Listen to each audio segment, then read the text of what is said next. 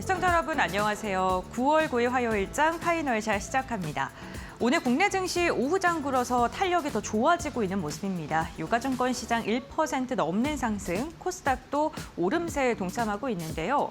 9월 들어서 9월 1일을 제외하고 연일 계단식 상승을 이어가고 있는 국내 증시. 미증시가 아무래도 고용, 노동에 대한 불확실성이 커지면서 경기 침체에 대한 우려가 나왔었는데 시장에서는 시간이 지날수록 금리 인하에 대한 기대감이 더 커지면서 야간 선물 미국 시장 역시나 지수 자체가 상승하고 있는 모습이고요. 오늘 국내 증시도 SK 하이닉스를 필두로 해서 기술주들의 강세가 눈에 띄는 하루입니다. 오늘 마켓 A컷을 통해서는요, 반도체 관련된 이야기를 좀 나눠보고자 하는데요. 오늘 제가 A컷으로 준비한 사진은요, CXL에 대한 삼성과 SK 하이닉스의 퀄 테스트 통과와 관련된 기업의 사진을 준비를 했습니다. 마벨이라는 기업이고요. 반도체가 흐르는 그 길을 만드는 회사다라고 보시면 좋을 것 같은데 다음 장을 통해서 퀄 테스트 통과에 대한 이야기 나눠보도록 하겠습니다. 마벨의 CXL 퀄 테스트를 통과했다라는 소식이 전해지면서 마이크론이 가장 먼저 통과가 됐었고요. 삼성과 SK 하이닉스 역시나 이제 통과가 된 것인데요. 상호 운용성에 대한 퀄 테스트라고 보시면 좋을 것 같습니다. 여기에 인텔과 AMD의 CPU 검증까지 마무리가 되면서 CPU의 2강 그리고 메모리의 3강 거기다가 마벨까지 더해지면서 완전한 호환성 생태계가 형성됐다라는 긍정적인 분석이 나오고 있습니다. 메모리 3사의 차세대 CXL 전략을 보게 된다면 삼성전자가 가장 많죠. 사실 삼성전자 그 시장의 문을 열었다라고 봐도 좋을 것 같습니다. 업계 최초로 CXL D램을 만들었고요. 이와 함께 23년에는 128GB의 CXL 2.0의 모드를 만들었고 지금은 256GB급에 대한 양산을 준비 중에 있고요. 내년에는 3.1에 대한 제품 출시가 예정되어 있는 상황입니다. SK 하이닉스 역시나 기술 개발에 박차를 가하고 있는데 128GB급이고요. 지금 검증을 진행하고 있고 마이크론 역시나 DDR5 기반으로 CXL 검증에 성공을 하면서 사실 CXL 같은 경우에는 삼성전자가 지금은 기술적으로 앞서가고 있기 때문에 HBM 시장에선 뒤처졌지만 삼성전자가 CXL 링크 시장에서는 선두주자가 될 수 있다라는 긍정적인 해석이 더해지고 있는 부분이기도 합니다. 그렇다면 CXL이 도대체 무엇일까요? 다음 장을 통해서 알아보도록 하겠습니다. CXL이라는요, 지금 말 그대로 연산을 하는데요. 빠르게 연결해서 연산하는 그런 작업을 뜻한다고 보시면 될 것 같습니다. 반도체가 부분마다 다 각기 다른 언어를 사용하는데 그 언어를 하나로 통합해서 연결하는 기술이다라고 보시면 좋을 것 같고요. CPU 하나에 대규모의 모듈에 대한 연결이 가능하기 때문에 AI 시대에 데이터 병목 현상이 가장 큰 문제 중에 하나였는데 이것을 해결할 수 있는 기술로 꼽히고 있는 상황이고요. 기존의 CPU와 메모리 구조 한계를 보완하는 그러한 기술력으로 보시면 좋을 것 같습니다.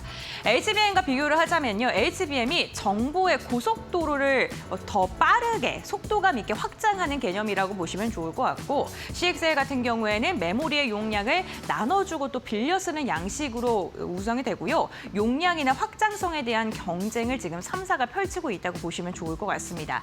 HBM은 GPU고요. 그리고 CXL은 CPU에다가 메모리 그리고 가속기 아키텍처까지 전환이 가능하기 때문에 두 개의 기술이 서로 경쟁하는 것보다 함께 호환돼서 사용되는 그런 거라 봐주시면 좋을 것 같고요.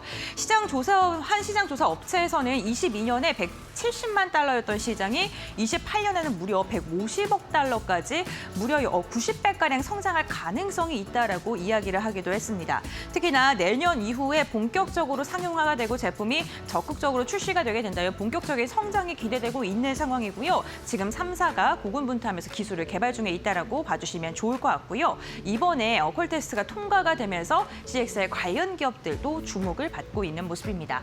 다음 장을 통해서 이어서 이야기 나눠보겠습니다. 여기 오늘 반도체 관련해서 긍정적인 이슈가 하나 있어서요. 한번 살펴보고 가도록 하겠습니다. 제가 얼마 전에 미국에서 중국 공장에 대한 장비 반출을 일일이 하나하나 허가하는 방안으로 변경이 될 수 있다라는 소식을 전해줬습니다.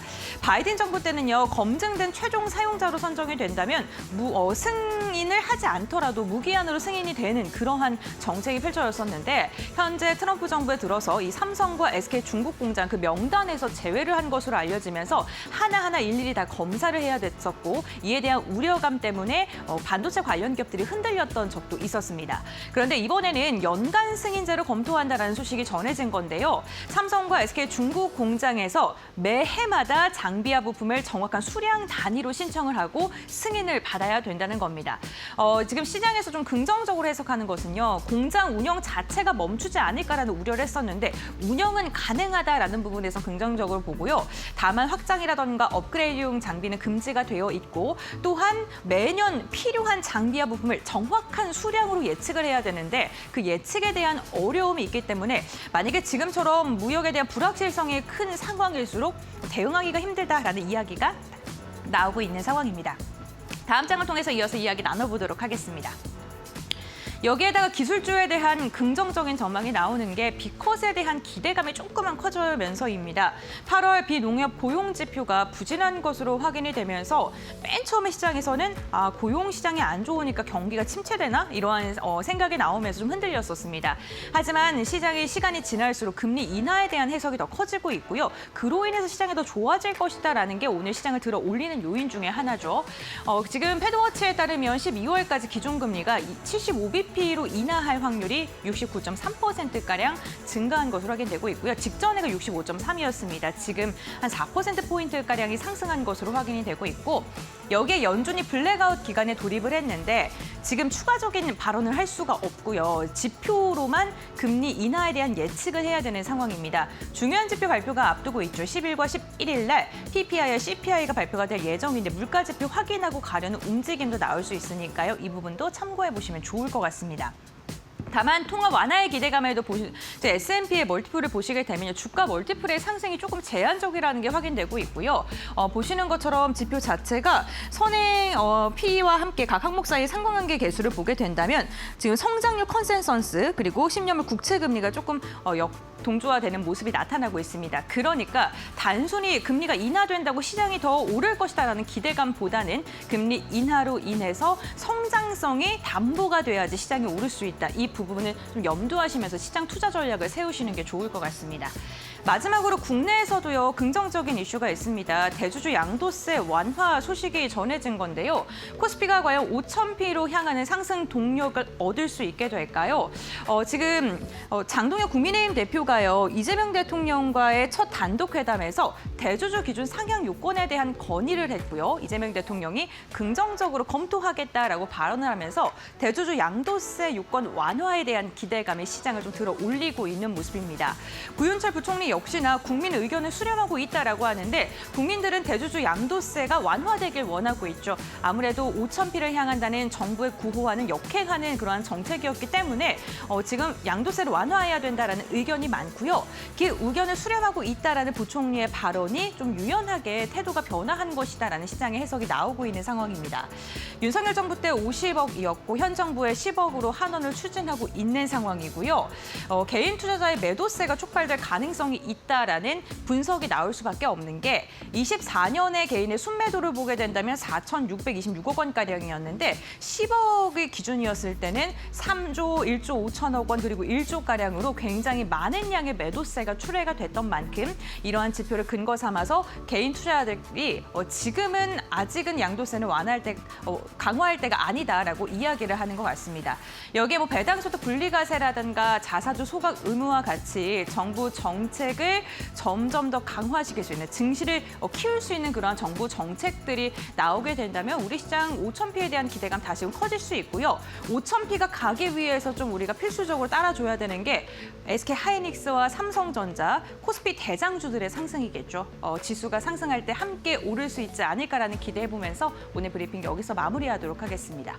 네, 마켓네이컨 여기서 마무리하도록 하고요. 이어서 2시 구간 시장 상황 알아보시죠. 김윤주 아나운서가 전해드립니다.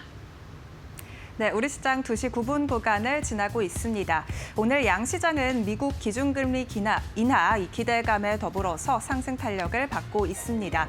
미국에서도 사상 최고치를 나스닥과 S&P 500이 경신을 해줬고요. 일본 증시도 지금 또다시 사상 최고치를 경신하면서 글로벌 증시 전반적으로 랠리를 펼치고 있습니다. 우리 시장도 이에 오늘은 올라타는 듯한 움직임을 보여주고 있는데 국내적으로 대주주 기준을 완화한다라는 소식까지 더해지면서 시장 오후장 들어서 조금 더 강한 상승세 보여지고 있습니다. 코스피가 1%가량 오르고 있고요. 3,250선 지나갑니다. 코스닥도 0.49%가량 오르면서 822포인트 지나가고 있습니다. 코스피 조금 더 자세한 일중 흐름 함께 살펴보시죠. 오늘 코스피는 3,230선으로 시장 출발을 했습니다. 3,230선도 회복을 해줬는데 오후장 들어서 상승폭을 키워내면서 한 달여 만에 3,250선 재회복에 성공을 했습니다. 오후장 들어서 오름폭을 키우면서 3,250선을 넘어선 이후로 현재 시간 기준으로는 3,250선 부근에서 등락을 반복하는 모습 보여주고 있습니다. 코스닥도 함께 열어보시죠. 오늘 코스닥은 코스피보다는 그렇다 할 상승은 나오지 않고 있고요. 제한적인 상승을 보여주고 있는데요. 코스닥 같은 경우도 820선을 회복하면서 출발을 해줬고 현재 시간 기준으로도 이를 유지해주고 있습니다. 822포인트를 지나가면서 오후장 들어서 조금 더 상승세 붙는 모습은 코스피와 비슷한 움직임으로 나타나고 있습니다. 자세한 수급 상황도 함께 살펴보시죠. 먼저 코스피 시장입니다. 일단 오늘 코스피는 외국인과 기관의 매수세가 거세게 들어오고 있습니다. 오전장 들어서는 첫 오전 시작에는 외국인과 기관의 동반 매도세가 포착이 됐는데요. 장중에 순매수로 전환한 이후에 계속해서 매수폭을 늘렸습니다. 외국인과 기관이 3천억 원 넘게 사들이고 있다라는 점이 지수를 지금 끌어올리고 있고요. 개인만이 매도세 포착되고 있습니다. 그렇다면 지금 코스닥 시장은 어떨까요? 코스닥 시장도 수급 동향 열어보시죠. 오늘 코스닥은 외국인과 기관의 쌍끌이 매도세 포착되고 있습니다. 코스피와는 다른 수급 방향성이 포착되고 있는데 일단 기관이 그래도 오전장보다는 지금 매도폭을 축소했다라는 점은 긍정적이고요. 10억 원가량 팔고 있습니다. 다만 외국인은 현재 시간 60억 원가량 파는 모습 체크가 되고 있고 개인만이 코스닥을 담아내고 있습니다. 그렇다면 오늘 시가총액 상위 종목들의 흐름은 어떨지 코스피 시장 1위부터 5위권 열어보시죠. 오늘 일단 반도체 투톱의 상승이 눈에 띕니다. 특히 SK하이닉스가 오후장 들어 상승폭을 키워내면서 3% 넘게 올라주고 있고요. 약 4%가량 오르는 모습 보여주고 있습니다. 일단 삼성전자와 SK하이닉스가 미국 마델에서 CXL 퀄테스크를 통과했다라는 소식도 긍정적으로 작용을 하고 있고 SK하이닉스에 대해서 시티증권에서도 목표가를 43만 원으로 상향하는 등 긍정적인 이 HBM 시장의 우위를 점할 수 있을 것이다라는 증권사의 리포트가 투심을 자극하고 있고요. SK하이닉스 같은 경우에는 6거래일 연속으로 상승세를 이어가고 있고 6거래일 연속 외인의 수급이 들어오고 있습니다. 오늘도 4%가량 오르면서 28만 8천 원 선 지나가고 있고요. 28만 원 선 오늘 회복을 해준 이후에 계속해서 오름폭 키워가고 있습니다. 삼성전자도 현재 1.43%가량 오르면서 7만 1,150원 선 지나가고 있습니다. 오늘 반도체 투톱 그리고 반도체 소보장단의 상승이 눈에 띈다는 점 함께 짚어드리도록 하겠습니다. 다만 오늘 한화 에어로스페이스만 소폭 하락입니다. 0.74%가량 하락하고 있고요. 94만 4천 원 선 거래되고 있습니다. 코스닥 시장도 함께 열어보시죠. 일단 오늘 코스닥 1위부터 5위권 안에서 알테오젠이 0.2%가량 하락하면서 47만 7천 원 선 거래되고 있고요. 에코프로비엠과 에코프로는 엇갈린 흐름 보여주고 있습니다. 그리고 오늘 파마 리서치가 다시금 상승하는 모습을 보여주고 있는데 0.3%가량 오르고 있습니다. 이 장중 오름폭을 조금은 줄였고요. 어제에 이어서 오늘도 미용 의료기기주들 오르는 모습 보여주고 있습니다. 이 파마 리서치의 리주란 그리고 LNC바이오의 리투오까지 오늘 전반적으로 좋은 흐름 보여주고 있다는 점 짚어드리도록 하겠습니다. 자, 그렇다면 오늘 특징적인 종목은 어떤 게 있을지 첫 번째 특징주 바로 열어보도록 하겠습니다. 첫 번째 특징주 동일 스틸럭스입니다. 동일 스틸럭스가 최근 들어 이 미국 MRO 사업에 대한 함정 사업 수주 기대감으로 3거래일 연속 상한가를 기록하고 있습니다. 장 초반 날아올라 상한가를 기록한 이후 지금까지도 상한가 유지되고 있는 모습 보여주고 있고요.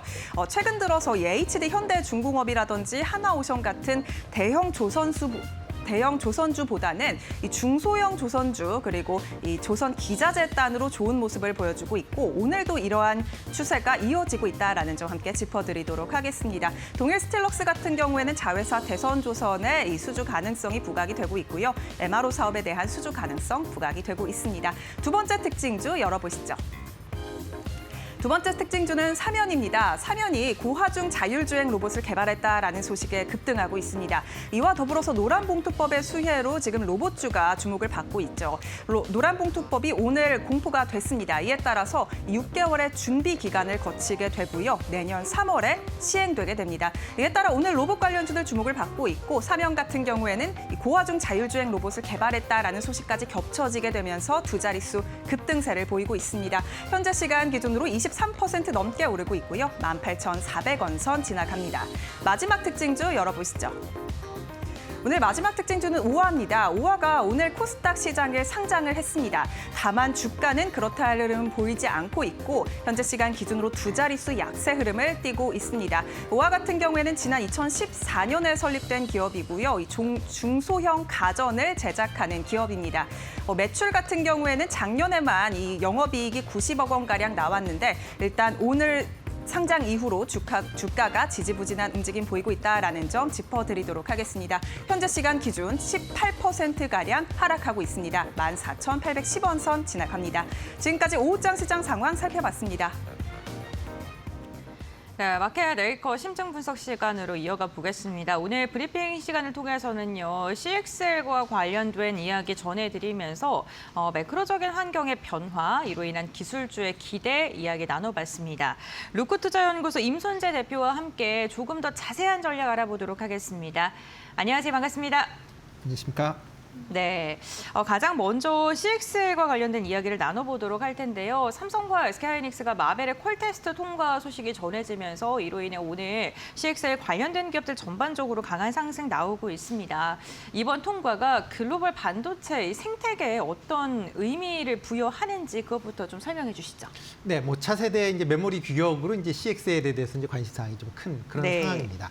뭐 기존에 이제 HBM 같은 경우는 이제 고대역 메모리입니다. 그러니까 빠르게 이제 전송이 이제 중요하다라고 보면 그 CXL 같은 거는 메모리를 좀 더 효율적으로 사용할 수 있는 그런 방식의 좀 더 포커스가 맞춰져 있다라고 보시면 될 것 같습니다. 특히 이제 주요 반도체 관련된 기업 200여 개 기업가 지금 이제 이런 CXL과 관련된 이제 컨소시엄을 구성을 해서 관련된 규격들을 계속 지금 만들고 있다라고 보시면 될 것 같습니다. 이번에 이제 SK하이닉스와 삼성전자가 마벨의 CLX D램에 대한 퀄테스트를 통과했다라는 소식이 이제 나오고 있고요. 그렇다라고 하게 되면 이전까지는 이제 미국의 마이크론만 이제 그런 마벨의 CXL 퀄테스트를 통과했는데 국내의 업체들도 다 CXL을 통과했다라는 관점에서 그럼 CXL 시장에 대한 기대감을 좀 키울 수 있습니다. 특히 이번에 이제 통과한 CXL 같은 경우는 버전 2.0이다라고 보시면 될 것 같고요. 향후에 마벨에서 만드는 칩에 이제 사용될 기회를 이제 제공받았다라는 점에서는 긍정적으로 봐야 되지 않을까 싶습니다. 다만 이제 시장 확대는 좀 당장은 좀 제한적일 가능성은 좀 높아 보인다라고 생각을 하고 있는데요. CXL을 이제 확대시키고 시장벌을 이제 확대하기 위해서는 컴퓨터 구조가 바뀌어야 됩니다. 그러니까 지금 있었던 인터페이스 구조를 전면적으로 지금 다 수정을 해야 되는 거고요. 그러려면 CPU, 메인보드, 메모리, SSD까지 전부 다 모든 인터페이스가 바뀌어야 됩니다. 그런 부분이 좀 상당 부분 좀 시간이 걸릴 가능성은 있고요. 그리고 이제 CXL이 확대하기 위해서는 버전이 좀 더 이제 업그레이드가 되어야 됩니다. 그래야만 CXL에 원하는 그런 기능을 이제 수행할 수 있는 거고요. 현재 2.0 버전인데 2.0으로는 아직까지 기존의 다른 인터페이스와의 차별성이 그렇게 못 느껴지고 있는 게 사실입니다. 그렇기 때문에 지금 현재 CXL 2.0으로는 시장 범위가 좀 제한적일 수밖에 없다라고 보시면 될 것 같고요. CXL이 확대하기 위해서는 최소한 버전이 3.0 이상으로 올라가야 된다라고 보시면 되겠습니다. 다만 CXL 3.0 버전이 되려면 CPU가 이걸 쫓아가야 되는데 아직까지도 CPU는 2.0 단계에 머물러 있는 거고요. 아마 3.0 버전을 출시하는 건 아마 빨라야 내년 하반기 정도에 가능하지 않을까. 그러면 그 전까지는 아마 시장을 확대하기에는 좀 제한적일 수 있다라는 점도 같이 생각을 해보셔야 될 걸로 보여집니다. 이와 더불어 지금 이제 이 CXL 컨소시엄에 엔비디아가 참여를 하고 있는데 엔비디아 같은 경우에는 자체적 CXL과 비슷한 자체 이제 서비스인 NV 링크라는 걸 지금 하고 있거든요. 그러다 보니까 엔비디아가 초기에는 CXL에 관심을 많이 갖다가 최근에는 관심이 좀 많이 식었다라는 것도 조금은 주의 깊게 보셔야 되지 않을까 싶습니다. 그런데 그 CXL이 HBM, 뭐 차세대 HBM이다 이러면서 비교가 좀 많이 되더라고요. 그만큼 시장 지배력이 커질 수 있을까요? 시장 지배력이 커질 수는 있는데 이게 동전의 앞면과 뒷면이다라고 생각을 하시면 네. 될 것 같습니다. 그러니까 지금 CXL 같은 경우는 이제 아까도 말씀드렸듯이 메모리를 효율적으로 활용하는 겁니다. 그렇다라고 하는 건 어떤 내용이냐면 기존에는 지금 CPU 하나가 꽂혀 있는 보드에는 메모리가 하나밖에 그러니까 꽂혀 있는 메모리만 사용할 수가 있습니다. 그렇기 때문에 하나의 PC와 하나의 이제 D램이 이제 연결이 된다라고 보시면 되는데요. CLX 같은 경우에는 여러 개의 CPU와 하나의 D램이 사용되는 그런 구조다라고 보시면 될 것 같습니다. 그렇기 때문에 CXL이 활성화된다라고 하게 되면 물론 D램에 대한 수요도 증가할 가능성은 있지만 여러 개의 이제 CPU가 동시에 사용하기 때문에 실질적으로 사용되는 이런 CXL D램이 생각보다 많이 들어가지 않을 수도 있습니다. 그런 점도 같이 좀 주목을 하셔야 될 걸로 보여지고요. 그렇다라고 하게 되면 D램의 사용량이 예상보다도 그렇게 크게 증가하는 건 아니다라고 보시면 될 것 같습니다. 다만 이제 CXL로 이제 전환이 된다라고 하게 되면 여러 가지 이제 말씀드렸듯이 인터페이스가 바뀔 수밖에 없는 거고요. 그런 새로운 인터페이스를 통해서 새로운 이제 주변 기기들이 이제에 대한 컨트롤러에 대한 수요가 증가할 수밖에 없는 거고요. 그러면 그런 컨트롤러 관련된 기업들 같은 경우는 긍정적으로 볼 수 있다라고 생각을 하고 있습니다. 다만 이제 이 부분에도 최근에 이제 중국 업체들이 최근 약진을 하고 있는 그런 상황입니다.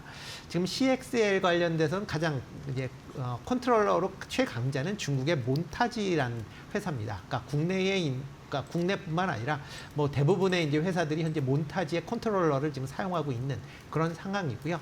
최근에 몬티지가 CXL 3.1 버전의 컨트롤러를 공개를 했습니다. 그래서 향후에 3.1 버전으로 나간다라고 하게 되면 이런 중국 업체와의 경쟁이 지금보다 좀 심화될 가능성도 있다라는 점도 같이 좀 주목해 보셔야 되지 않나 싶습니다. 네, 알겠습니다. 중국의 기술 성장이 정말 놀라울 정도로 빠르기 때문에 이 부분도 염두하시면서 투자 전략 세우셔야 될 것 같은데요. 그렇다면 국내 기업들 가운데 CXL 기술과 관련해서 눈여겨볼 종목이 있을까요? 뭐 일단 CXL과 뭐 관심 있는 기업들이 상당히 많고요. 뭐 그래요? 관련된 네. 기술들을 개발하는 기술 회사들도 많이 있다라고 보시면 될 것 같습니다. 그 중에서 조금 이제 관심 있게 보실 정도는 이제 오픈 엣지 테크놀로지 조금 관심 있게 보시면 어떨까 네. 싶습니다. 뭐 시스템 반도체를 이제 설계하는 IP를 갖고 있는 기술 기업이다라고 보시면 될 것 같고요. 지금 이제 CXL 컨트롤러도 현재 개발 중에 있습니다. 특히 국내 컨트롤러 업체로는 유일하게 CXL 컨소시엄에 참여하고 있는 업체다라는 점도 같이 좀 보셔야 되지 않을까 싶고요. 다만 이제 아직까지 이제 CXL 시장이 개화됐다라고 보기에는 아직 좀 이른 감은 있기 때문에 현재 상황에서는 좀 더 이제 CXL과 관련된 그런 이제 기술이 축적되고 있는 시간이다라고 보시면 될 것 같고요. 향후에 이제 CXL 시장이 열린다라고 하게 되면 CXL과 관련된 컨소시엄에 들어가 있는 회사이기 때문에 그만큼 다른 기업들과의 이제 협력 측면에서 긍정적으로 볼 수 있지 않을까 싶습니다. 알겠습니다. 이 컨트롤러 기술을 갖고 있는 기업을 눈여겨보면 좋겠다라고 말씀을 해주셨는데 오픈엣지 테크놀로지가 이 컨소시엄에도 등록이 된 국내 컨트롤러 관련 업체이기도 합니다. 이 부분 좀 주목해 보시면 좋을 것 같고요. 그 반도체 관련해서 또 긍정적인 이슈라고 해야 될까요? 그 중국 반도체 규제를 좀 완화하는 듯한 그 검토하고 있다 이런 내용이 나왔습니다. 국내 기업들에게는 좀 어떠한 영향을 미칠까요? 뭐 지금들 많이들 뭐 기대들을 하고 계시죠. 특히 네. 이제 현재 미국이 대중국 이제 수출을 많이 규제하고 있는 맞습니다. 상황에서 이런 규제가 완화된다라는 측면에서 보면 당연히 뭐 국내 기업들에 대한 기대감도 커질 수 있는 그런 상황입니다. 특히 이제 엔비디아의 H20, 그다음에 B20 칩에 대한 대중국 수출이 이제 재개될 가능성이 계속 나와 있고요. 만약 그렇다라고 하게 되면 현재 관련된 그 칩에 HBM D램을 하거나 하고 있는 삼성전자나 그다음에 SK하이닉스 입장에서 긍정적으로 볼 수 있다라고 보여집니다. 다만 이제 이런 부분은 긍정적으로 볼 수는 있지만 여전히 이제 미국은 대중국에 대한 이제 반도체 수출에 대한 규제를 강화하고 있다라는 점은 유의하셔야 되지 않을까 싶습니다. 특히 뭐 중국의 이제 첨단 제품을 제조하는 설비에 대한 반입을 지금 중단시킬 것이다라고 얘기를 하고 있는 그런 상황이고요. 그렇다라고 하게 되면 국내 기업들이 지금 대중국 설비를 많이 지금 돼 있는 상황에서 이런 첨단 이제 제조 설비들의 반입이 중지가 된다라고 하게 되면 기존 공정의 업그레이드가 사실상 중단될 수밖에 없습니다. 그렇다라고 하게 되면 중국 내에 있는 설비들이 노후화가 생각보다 좀 빨리 진행될 수 있다라는 그런 우려가 좀 있고요. 이와 더불어 이제 중국 같은 경우도 이런 어떻게 보면 이제 그 본인들이 원하는 고품질의 AI 칩이 아니라 상대적으로 이제 기능이 좀 떨어지는 AI 칩에 대한 그 수입에 대해서는 좀 제한을 가할 가능성은 뭐 일단 열어놓고 있는 그런 상황이다라고 보시면 될 것 같습니다. 특히 중국 기업들이 AI 칩에 대해서 지금 엄청난 투자를 통해서 지금 많이 지금 어느 정도의 수준까지 지금 올라오고 있는 그런 상황이다라고 보시면 될 것 같고요. 과연 이런 이제 중국 칩의 HBM D램에 대해 국산 이제 HBM D램을 수출할 수 있느냐라는 부분도 또 이제 향후에 논란거리가 될 가능성은 여전히 남아 있다라고 좀 생각을 하고 있습니다. 특히 이제 미국의 수출 규제 영향이 어느 정도 미칠지 그런 부분은 같이 좀 보셔야 되지 않을까 싶고요. 뭐 일단 국내 기업들 입장에 반도체 업체를 본다라고 하게 되면 뭐 중국 관련된 부분에 뭐 큰 기대보다는 아마 미국이나 아니면 다른 지역 내에 반도체 수출을 확대하는 그런 전략 쪽으로 좀 더 관심을 가질 필요가 있다라고 좀 생각을 하고 있고요. 특히 HBM D램 관련돼서는 뭐 SK 하이닉스나 뭐 삼성전자가 상당한 이제 포지션을 갖고 있기 때문에 이런 분야의 매출 성장세가 이어진다라고 하게 되면 중국 관련된 매출이 다소 부진하더라도 충분히 그 부분은 커버할 수 있지 않을까라는 생각을 해보고 있습니다. 네, 알겠습니다. 중국 시장에 대한 이야기도 나눠봤고요. 그 기술주들의 전반적인 오늘 긍정적인 매수세가 들어오는 이유 중에 하나가 금리 인하에 대한 기대감 덕분이지 않을까 싶습니다. 지금 시장에서 연내 75bp 인하까지 이야기가 나오고 있는 상황이고 그 인하가 현실화가 됐을 때 기술주나 성장주들을 주목해봐도 좋을지 아니면은 이미 시장에서 인하의 폭이 좀 반영이 된 것인지 대표님께서는 어떻게 보세요? 일단 뭐 9월 FOMC가 이제 다음 주에 이제 네, 열리게 되죠. 맞습니다. 일단은 뭐 시장 전체적으로 주가 흐름을 본다라고 하게 되면 일단은 25bp 인하 정도는 반영이 된 거 아닌가라는 생각을 해보고 있습니다. 물론 일부에서 이제 50bp 인하에 대한 기대감도 네. 이제 계속 남아 있는 거고요. 뭐 지금 CME 패드 워치를 본다라고 하게 되면 9월달 금리 인하 확률은 이제 100%를 예상하고 있습니다. 그 중에서 25bp 인하 확률을 8.4%, 그다음에 50bp 인하를 11.6% 정도. 뭐 오늘 새벽 기준으로 이제 그렇게 이제 얘기를 하고 있는데요. 일단 뭐 25bp는 반영이 되는 상황이고 과연 그러면 50bp를 할 수 있겠느냐? 아직까지는 좀 시장 내에서는 조금은 이제 큰 기대는 안 하고 있는 그런 상황입니다. 가장 큰 이유는 미국의 이제 인플레이션 지표가 어떻게 나올지에 대한 부분을 확인해 봐야 된다라고 보시면 될 것 같습니다. 특히 이번 주에 이제 미국의 8월달 PPI, 그다음에 CPI 지표가 발표될 예정입니다. 과연 여기서 CPI, 특히 이제 CPI 지표가 얼마만큼의 상승률을 가질 것이냐, 그런 부분이 이제 시장에서 주목을 받고 있는 거고요. 만약 시장 예상치 수준의 이제 상승률을 나타낸다라고 하게 되면 아마 기준금리에 대한 거는 뭐 추가적인 인하보다는 25bp에 대한 가능성이 좀 키운다라고 보시면 될 것 같습니다. 다만 이제 인플레이션이 시장 예상치보다 하회를 한다, 그러니까 덜 올랐다라고 하게 되면 당연히 50bp 가능성을 다시 열어놓고 생각해 볼 수 있다라고 보여집니다. 그렇게 된 이유는 고용 지표가 원체 지금 부진한 그런 상황이기 때문에 물가 지수가 안정화된다라고 하게 되면 50bp 인하 가능성, 뭐 대표적으로 작년에도 작년 9월에 50bp 인하를 한 전력이 있기 때문에 올해도 뭐 전혀 배제할 수는 없다라고 보여지고요. 다만 이제 인플레이션 지표가 높게 나온다라고 하게 되면 일단 이번엔 25bp 인하는 하겠지만 10월 달에 추가 인하 가능성은 상대적으로 좀 낮아질 가능성도 있기 때문에 그런 점을 같이 좀 보시면 어떨까 싶고요. 그리고 이제 기존 금리가 만약 인하된다 하게 되면 뭐 그와 관련된 부분은 아마 기술주가 일정 부분 주가에 지금 반영이 돼 있다라고 보시면 될 것 같고요. 다만 이제 50bp 정도의 기준금리 인하 가능성이 다시 부각이 된다라고 하게 되면 주가는 기준금리 인하 가능성이 증가할 만큼 강한 그런 흐름세를 이어질 가능성은 있습니다. 그러니까 지금 현재 상황에서는 인플레이션 지표가 어떻게 되는지 그 부분에 좀 더 포커스를 맞추고 보셔야 되지 않을까 싶습니다. 네, 알겠습니다. 우선 CPI, PPI 발표되는 걸 좀 확인을 해 보셔야 될 것 같습니다. 매크로적인 환경도 그렇고 국내 대내적으로도 대주주 양도세 완화에 대한 기대감이 또 슬그머니 고개를 들고 있는 모습입니다. 긍정적인 검토 입장이 나오면서 그런 건데요. 금리 인하의 기대감이 더해지는 이 상황에서 증권주들 눈여겨볼 만할까요?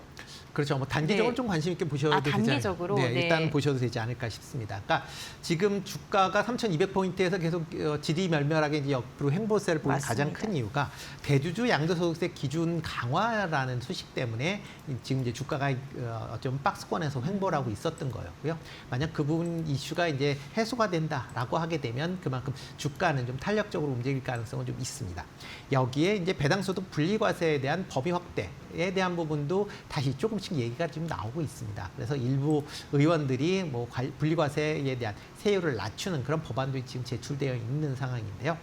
지금 상황에서는 양도소득세 기준 완화, 그다음에 배당소득세 분리과세가 같이 시장에 긍정적으로 영향을 미친다라고 하게 되면 주가는 이전 고점을 충분히 넘을 수 있다라고 좀 생각을 하고 있습니다. 그런 관점에서 본다라고 하게 되면 증권주도 같이 좀 관심을 같이 이제 보셔야 되지 않을까 싶습니다. 물론 최근에 그 증권 거래 대금이 상당 부분 좀 감소를 했기 때문에 증권주가 전체적으로 조정을 받고 있는데 만약 이렇게 대주주 양도소득 기준 완화, 그다음에 배당소득 분리과세가 시행이 된다라고 하게 되면 투자 심리가 상당 부분 개선될 가능성이 있고요. 그렇다라고 하게 되면 증시 거래 대금이 다시 증가할 가능성은 충분히 있다라고 생각을 하고 있습니다. 그렇다라고 하게 되면 뭐 증권사 입장에서 보면 거래 대금이 증가하면 그만큼 수익이 증가할 수밖에 없기 때문에 주가에도 긍정적으로 영향을 미치지 않을까라는 생각을 해보고 있습니다. 네, 알겠습니다. 전반적으로 금리 인하에 대한 기대감이 커지면서 반도체 관련 기업들뿐만 아니라 성장주에 대한 기대감도 커지고 있는 요즘입니다. 오늘 관련해서 여러 가지 이야기를 다뤄봤고요. 대표님과의 말씀 여기까지 나누도록 하겠습니다. 오늘 말씀 고맙습니다. 네, 고맙습니다.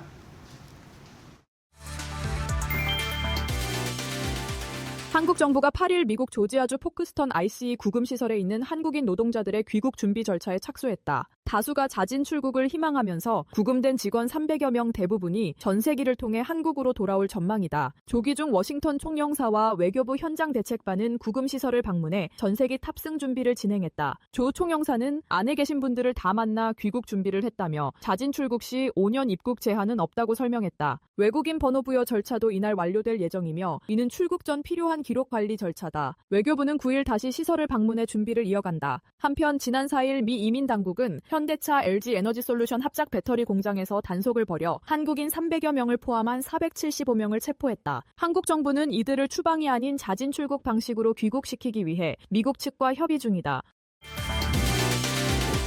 경기 광명시와 서울 금천구에서 발생한 KT 휴대전화 소액 결제 피해가 70사건, 총 4,580만 원으로 불어났다. 경찰은 국내 처음으로 특정 지역과 시간대에 동시다발적으로 발생한 신종 금융범죄로 보고 수사 전담팀을 25명으로 확대했다. 피해자들은 모두 KT 가입자이며 알뜰폰 이용자도 일부 포함되었다. 특히 광명시 아파트, 단지 주민을 중심으로 새벽 시간대 피해가 집중돼 중객이 해킹 가능성도 제기된다. KT는 뒤늦게 소액 결제 한도를 10만 원 이하로 낮추고 이상 거래 통보 시스템을 가동했으나 추가 피해가 이어질 수 있다는 우려가 커지고 있다.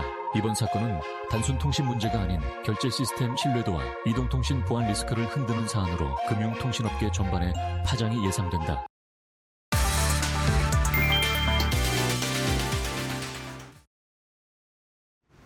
네, 시청자 여러분 안녕하십니까? 신민영입니다. 화요일의 파이널샷 함께하고 계십니다. 이번엔 종목 파인더 통해서 보다 자세한 종목별 이슈 점검해 보시기 바라겠습니다. 첫 번째 이슈 바로 들어가 보도록 하겠습니다. 조선 기자재주 전반에 키 맞추기 흐름이 나타나는 모습입니다. 조선 업종에서 주요주들, 그동안의 조선 주도주들 같은 경우에는 이제 밸류 부담 측면에서 약세 흐름이 나타날 수밖에 없는 상황인데요. 그래도 조선 기자재 쪽에서 키 맞추기 흐름이 나타나면서 본격적인 상승세가 나타나고 있다라는 분석입니다. 역시나 미국과 한국의 조선업 협력 프로젝트인 마스가 프로젝트 수혜 기대감을 가장 크게 받아가는 모습이죠. CP 시스템이라는 기업은 마스카 핵심 조선사의 특수 케이블 체인 공급 소식을 전하면서 오늘도 급등세를 연출하기도 했습니다. PCTC라는 대형 자동차 운반 동반선 6척에 적용되는 물량으로 선박용 케이블 체인의 공급 시공 계약을 체결했다라는 소식 들려주기도 했습니다.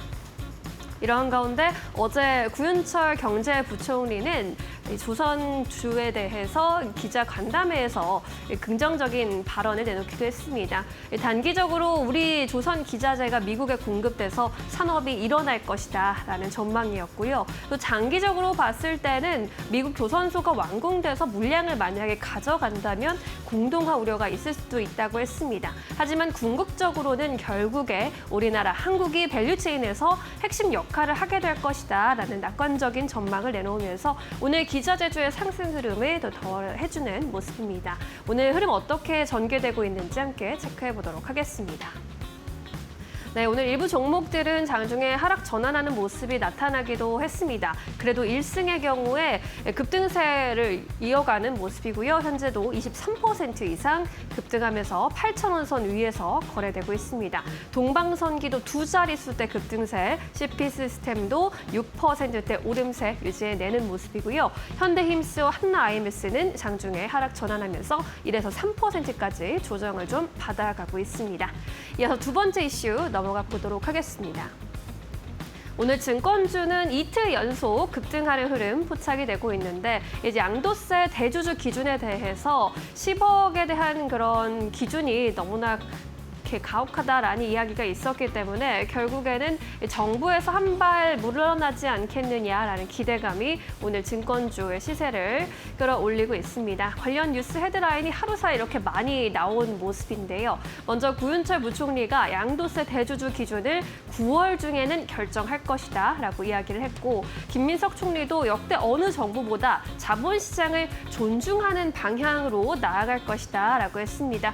또 구윤철 부총리가 정부의 정책 이 결정이 반드시 옳다고는 못한다면서 국민의 의견을 잘 들어야 한다라는 취지의 발언을 하기도 했습니다.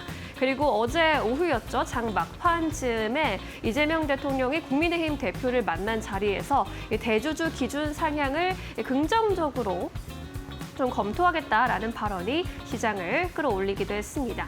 이제 정부 일각에서는 대주주의 기준 구간을 세분화해서 확정하는 방안도 거론되어 있는 것으로 알려져 있는 상황입니다. 아직 대주주 양도세 관련해서 50억 원인지 10억 원인지 세분화해서 확정하는 것인지 아직 정해진 것은 없기 때문에 앞으로의 헤드라인을 좀 살펴볼 필요가 있을 것 같고요. 어제는 또 장중에 이재명 대통령 관련 발언이 나오면서 코스피가 이렇게 크게 올려 세우는 모습 나타나기도 했죠. 증권주 분위기 함께 체크해 보도록 하겠습니다. 네, 미래에셋증권이 10%대 급등세로 가장 큰 폭의 오름세 나타내고 있습니다. 21,750원 지나가고 있고요. 키움증권의 오름세도 돋보입니다. 8%대 강세로 23만 원 선 지나가고 있습니다. 이 밖에 한국금융지주 NH투자증권, 삼성증권까지 골고루 상승 흐름 가져가는 모습입니다. 이어서 세 번째 이슈 살펴보시죠. 네, 시티은행에서 이제 보고서가 또 하나 나왔는데 엔비디아에 대한 목표 주가는 내려잡았고요. SK하이닉스에 대한 목표 주가 또 크게 올려잡으면서 오늘 국내 반도체주들도 분위기가 좋습니다.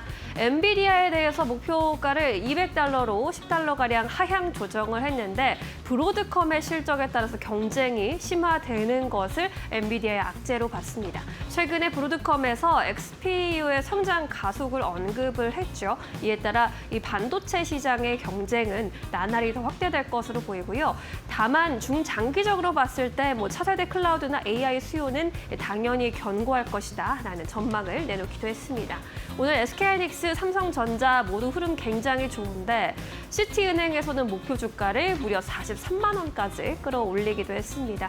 단기적으로 약 한 달 정도로 봤을 때 상승 촉매를 주시해야 한다고 했는데 그 상승 촉매가 바로 실적입니다. 3분기 영업이익 예상치 크게 상회할 것이라는 전망이고요. 26년 내년도에 메모리 공급 부족 이슈가 또 SK하이닉스에는 힘이 될 것으로 봤습니다.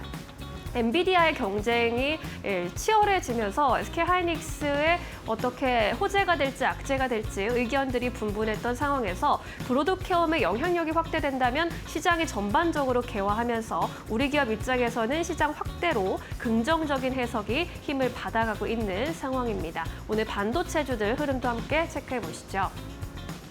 SK하이닉스가 4% 가까운 탄력으로 28만 원 선 탈환을 해낸 상황이고요. 코스닥 반도체주들도 오늘 흐름 좋습니다. 원익홀딩스 20% 가까이 급등세, 하나마이크론과 테스, 동진세미캔까지 7에서 11%대 급등세 가져갑니다. 마지막 이슈 함께 체크해 보시죠. 네, 미국에서 이제 2차 전지 기업이죠. 퀀텀 스케이프 그리고 폭스바겐의 배터리 자회사인 파워코가 동반해서 전고체 오토바이를 만들어서 시연을 했습니다. 전고체 배터리를 실제 운송 수단에 적용한 최초의 사례로 꼽히고 있고요. 이에 따라 퀀텀 스케이프의 경우에는 26년부터 27년까지 전고체 배터리 양산 목표의 신뢰도가 상승했다라는 평가 받아가면서 간밤 뉴욕 증시에서 21% 급등세를 연출하기도 했습니다. 전고체 배터리를 탑재한 두카티 오토바이인데 독일 뮌헨에서 개최된 IAA 모빌리티 2025에서 공개된 모습입니다. 전고체 배터리 상용화가 먼 이야기로 들리다가 이렇게 오토바이가 등장하다 보니 뉴욕 증시에서는 환호하는 모습 보였습니다. 퀀텀 스케이프의 주가 움직일 때마다 우리나라 전고체 종목들도 꿈틀거리는 모습 나타나곤 하는데요. 오늘도 일부 흐름 나타났습니다. 현재 구간 분위기는 어떨까요? 네, 현재도 전반적으로 강세 흐름 이어가려고 하는 모습입니다. 장 초반 대비해서는 그러나 탄력이 많이 떨어진 상황이고요. 레이크 머티리얼즈가 2% 가까운 오름세, 아바코가 1%대 오름세입니다. LG 에너지솔루션과 한농화성, 덕산테코피아도 오늘은 그래도 시장 대비해서는 아니지만 빨간불 켜주려는 모습입니다. 네, 이렇게 해서 오늘의 주요 종목들 그리고 이슈들 점검해 보셨고요. 이번에는 전문가 연결해서 보다 자세한 의견 들어보겠습니다. 이데일리온 김동하 전문가 연결돼 있습니다. 안녕하세요. 네, 안녕하세요. 네, 오늘 특징주로는 어떤 기업들 눈여겨보고 계십니까? 네, 오늘 JS 코퍼레이션과 이수 페타시스 이렇게 두 종목 말씀드리겠습니다. 일단 JS 코퍼레이션 같은 경우에는 이달 말 중국 무비자 입국이 좀 시작이 되는 그런 관련주로 보시면 되고요. 일단 10월 초에 이제 중국 최대 명절 국경절 연휴를 앞두고 한국 방문객이 계속해서 늘어나고 있는 모습입니다. JS 코퍼레이션은 하얏트 호텔을 좀 보유하고 있는 기업이라고 보면 되겠습니다. 일단 호텔 수요객들이 굉장히 늘어나는 3분기, 4분기 최대 호황기를 좀 맞이할 것으로 예상이 되고 있고 최근 기관들의 수급도 상당히 좋은 모습으로 좀 관심 가져볼 만한 그런 기업으로 말씀을 드리겠고요. 이수페타시스 같은 경우에는 최근 전고점을 돌파하면서 신고가 영역을 만들어 가고 있습니다. 일단 기판 고사양화로 다중적층 공법이 적용된 제품의 수요로 좀 가파르게 증가하고 있다. 이렇게 보시면 좋을 것 같습니다. 글로벌 기업들의 자체 칩 출시를 앞두고 주민용 반도체, 시장 내 성장 기대치가 큰 기업이라고 할 수 있겠습니다. 수요를 공급이 따라가지 못한다라는 것이 좀 긍정적인 전망으로 볼 수 있겠습니다. 네, 이스페타시스까지 특징주들 흐름 점검해봤습니다. 종가 베팅주로는 어떤 종목 바라보고 계실까요? 네, 우리 기술을 좀 말씀드리고 싶은데요. 일단 오늘 OECD 원자력기구가 한국의 SMR 수준이 세계적이다라는 평가를 내놓으면서 관련주들의 상승세가 괜찮은 모습입니다. 일단 SMR 관련주들 순환매가 일어날 수 있다는 점 참고하면 좋을 것 같고요. 현재가가 대략 4,100원 전후로 왔다 갔다 하고 있는데 일단 오늘 종가 기준으로 충분히 좀 매수가 가능한 구간이다라고 보여지고 있고 목표가 같은 경우에는 5,000원까지는 그래도 충분히 가능하다라고 판단이 되고 있습니다. 이렇게 됐을 때 오늘 목표가 5,000원 구간 대비해서 손절가는 3,700원 정도로 좀 짧게 잡아본다라면 좀 손익비를 가져갈 수 있는 매매가 되지 않을까 이렇게 생각하고 있습니다. 네, 우리 기술에 대한 의견 주셨고요. 목표가 5,000원까지 제시해 주셨습니다. 오늘 여기까지 들어야겠네요. 고맙습니다. 고맙습니다. 네, 이어서 마감을 앞두고 놓치지 말아야 할 종목들 함께 점검해 보시죠. 지시인포 박근호 이사 함께합니다. 어서 오세요. 안녕하십니까. 네, 반갑습니다. 오늘도 파이널샷이 포착한 오후장 특징주들 먼저 화면으로 만나보시죠. 네, SK 주가가 상승하고 있습니다. 실적 개선 전망 속에 빨간불을 켜고 있는 모습이고요. LG화학도 오늘 급등세 연출하고 있는데 LG 에너지솔루션의 지분을 토대로 자금 조달에 나선다는 소식이 들려왔습니다. 대한전선도 역시나 강세인데요. 수주잔고 3조 원을 처음으로 돌파했다라는 소식 들려줬습니다. 이 안에서 어떤 종목 집중해보면 좋을지 첫 번째 특징주 만나보시죠. 네, 심택 골라주셨습니다. 반도체도 전반적으로 좀 봐야 할 것 같습니다. 반도체 투탑 위주로 이제 올라주면서 전반적인 상승세 포착되고 있고요. 심택이 13%나 급등을 하고 있네요. 자, 오늘 기판 관련주 이제 심택, 대덕전자 그리고 좀 약간 개별주 성격의 코리아 서키트까지 상당히 좋은 시세를 내주고 있는 상황인데요. 어제 이제 전해졌던 내용이 오늘 시장에서 좀 영향을 주고 있는 듯한 느낌인데 어제 어떤 내용이 전해졌냐면 엔비디아가 일단 GDDR7에 관련돼서 삼성전자에 2배 이상의 물량을 납품을 해달라라고 이제 요구를 했다라는 소식이 좀 전해지면서 오늘 기판주들이 굉장히 좀 힘찬 어떤 주가 흐름을 보여주고 있는 상황인데요. 계약 내용은 아직은 정확히 전해지지는 않았습니다. 최소 수천억에서 많게는 조 단위가 될 것이다라고 이제 시장은 예상을 하고 있는데. 일단 그 안에서 기판이 차지하는 비중이 최소한 2천억이 넘어가기 때문에 우리나라 이제 기판 관련주들 당연히 수혜를 입을 수 있고 그것과 맞춰서 이제 주가가 같이 움직이고 있는 상황인데 엔비디아가 왜 삼성전자한테 GDDR7을 2배 이상 좀 납품 좀 늘려달라라고 요구를 했을까요? 물론 지금 뭐 바로 나온 건 아니고 지금 삼성전자가 전해지는 소식에 의하면 양산 라인을 더 확충을 해서 확보를 해서 바로 이제 어떤 증산에 들어간다라는 언론 보도가 있는 거 보니까 좀 전에 어떤 계약이 좀 이루어지고 이제 발표가 어제 된 것 같은데 GDDR7 같은 경우는 우리가 보통 사실 HBM과 GDDR을 비교를 할 수는 없죠. 근데 가격적인 차원에서 너무 메리트가 있죠. 사실 HBM 같은 경우는 1기가당 한 뭐 $150, $170 정도 하거든요. 근데 GDDR은 6 기준으로는 10분의 1도 안 되는 상황이기 때문에 물론 성능은 차이는 납니다만은 대수로 본다라고 하면은 어떤 HBM의 어떤 조금 빈자리를 채울 수도 있는 부분이 있기 때문에 시장에서 지금 HBM의 대체지로 GDDR을 많이 쓰고 있는 상황이고 네. 이번에 엔비디아가 요청한 GDDR7 같은 경우는 중국 관련 이제 어떤 대응이라고 이제 보시면 될 것 같은데요. 중국 관련해서 이제 좀 약간 성능을 낮춘 B40 이제 AI 가속기 관련돼서 삼성전자 GDDR7이 쓰일 것으로 예상이 되고 있어서 그것과 관련된 어떤 계약 내용이다라고 보시면 될 것 같아요. 그러면은 관련주 뭐 삼성전자가 당연히 뭐 수혜를 입을 수 있긴 합니다만은 일단 이것과 관련돼서 움직이기는 좀 약간 뭐 부담이 있죠. 약간 크죠.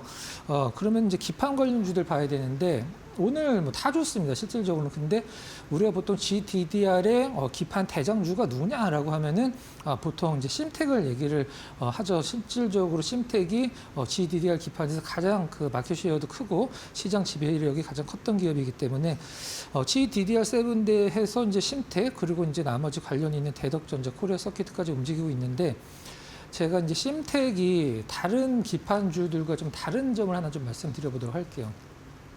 우리가 보통 기판주를 이제 뭐 분석을 하거나 좀 뭐 공부를 하다 보면 항상 나오는 단어, 삼성전기, 대덕전자, LG이노텍을 분석을 하면 항상 나오는 단어가 FC, BGA라는 단어가 가장 많이 나오죠. 네. 플리치, 볼그리드, 어레이라는 단어가 많이 나오는데 우리나라에서 좀 내노란 기판 업체 중에 심택만 유일하게 이쪽으로 진출을 안 했습니다. 그러면은 심택은 어디에 진출했냐면 FC, CSP라는 데 집중을 했어요. 그게 무엇이냐면 FC는 당연히 이제 플립 칩이고 CSP는 칩 사이즈 패키징이거든요. 그러니까 이게 뭐 약간 정말 좀 쉽게 설명을 드리면 볼그레이드 어레이는 성능 쪽에 집중을 한 반면에 CSP는 사이즈에 집중했다라고 보시면 될 것 같아요. 그러면은 이 기판을 만드는 데 있어서 사이즈가 중요한 거는 과연 어디일까요?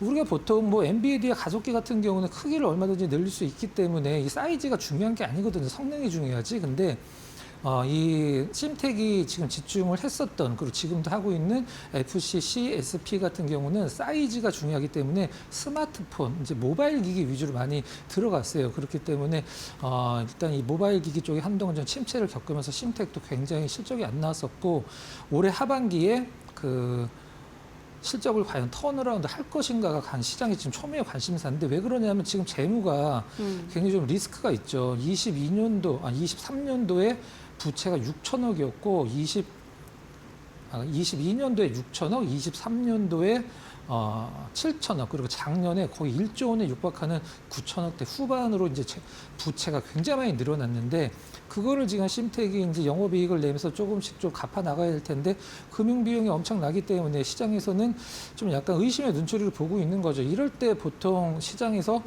자고 일어났더니 뭐 좀 이렇게 안 좋은 뉴스가 많이 뜨는 경우가 있죠. 뭐 증자라든가 뭐 이런 부분들, 그런 부분들을 항상 좀 약간 염두에 두시고 심택을 좀 보시면 될 것 같아요. 아무튼 네. 올해 하반기에는 시장에서 심택이 여러 가지로 모멘텀으로 이제 턴어라운드 할 것으로 예상을 하고 있으니까 너무 걱정하지 마시고요. 차트 한번 보도록 하겠습니다. 네.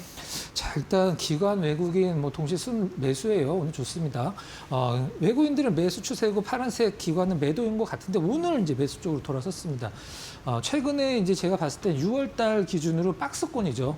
이제 오르락 내리락 하면서 장대 양봉 한옥 나오고 다시 하락, 장대 양봉 나오고 하락 반복하고 있는데, 이제 밤사이 전해졌던, 그리고 오늘 주가에 영향을 주는 어떤 삼성전자의 이 GDDR7에 좀 약간 2배 넘는 엔비디아 쪽으로 납품, 기판 쪽도 실적으로 당연히 이양이 되니까 한번 추가 흐름도 한번 기대를 해보도록 하겠습니다. 네. 네, 일단은 하반기에 이제 실적이 턴어라운드 되는지 그 부분이 가장 중요할 것 같은데, 시장에서 기대감은 키워가고 있는 모습이네요.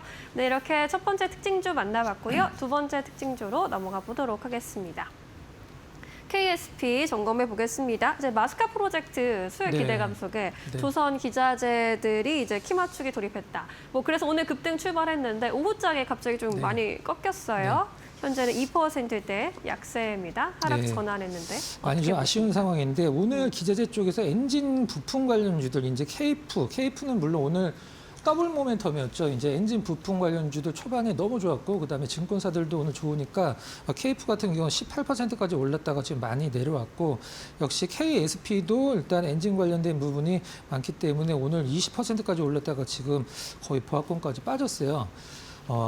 좀 약간 시장이 사실 실적은 둘째 치더라도 너무 좀 약간 아이러니한 흐름이 좀 나와주고 있는 상황이죠.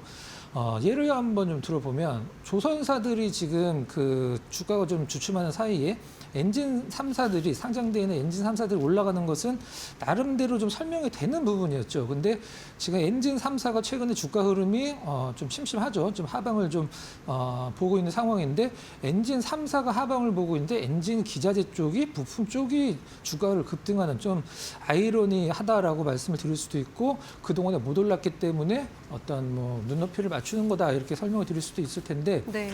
한 가지 더 좀 약간 이해가 안 가는 부분은, 사실 KF 같은 경우도 국내에서 거의 원탑이고 글로벌적으로도 상당히 탑티어의 어떤 선박 엔진 실린더 라이너를 만드는 기업인데 실적이 별로 안 좋습니다. 그 부분과 관련돼서 돈은 다 증권사에서 벌죠.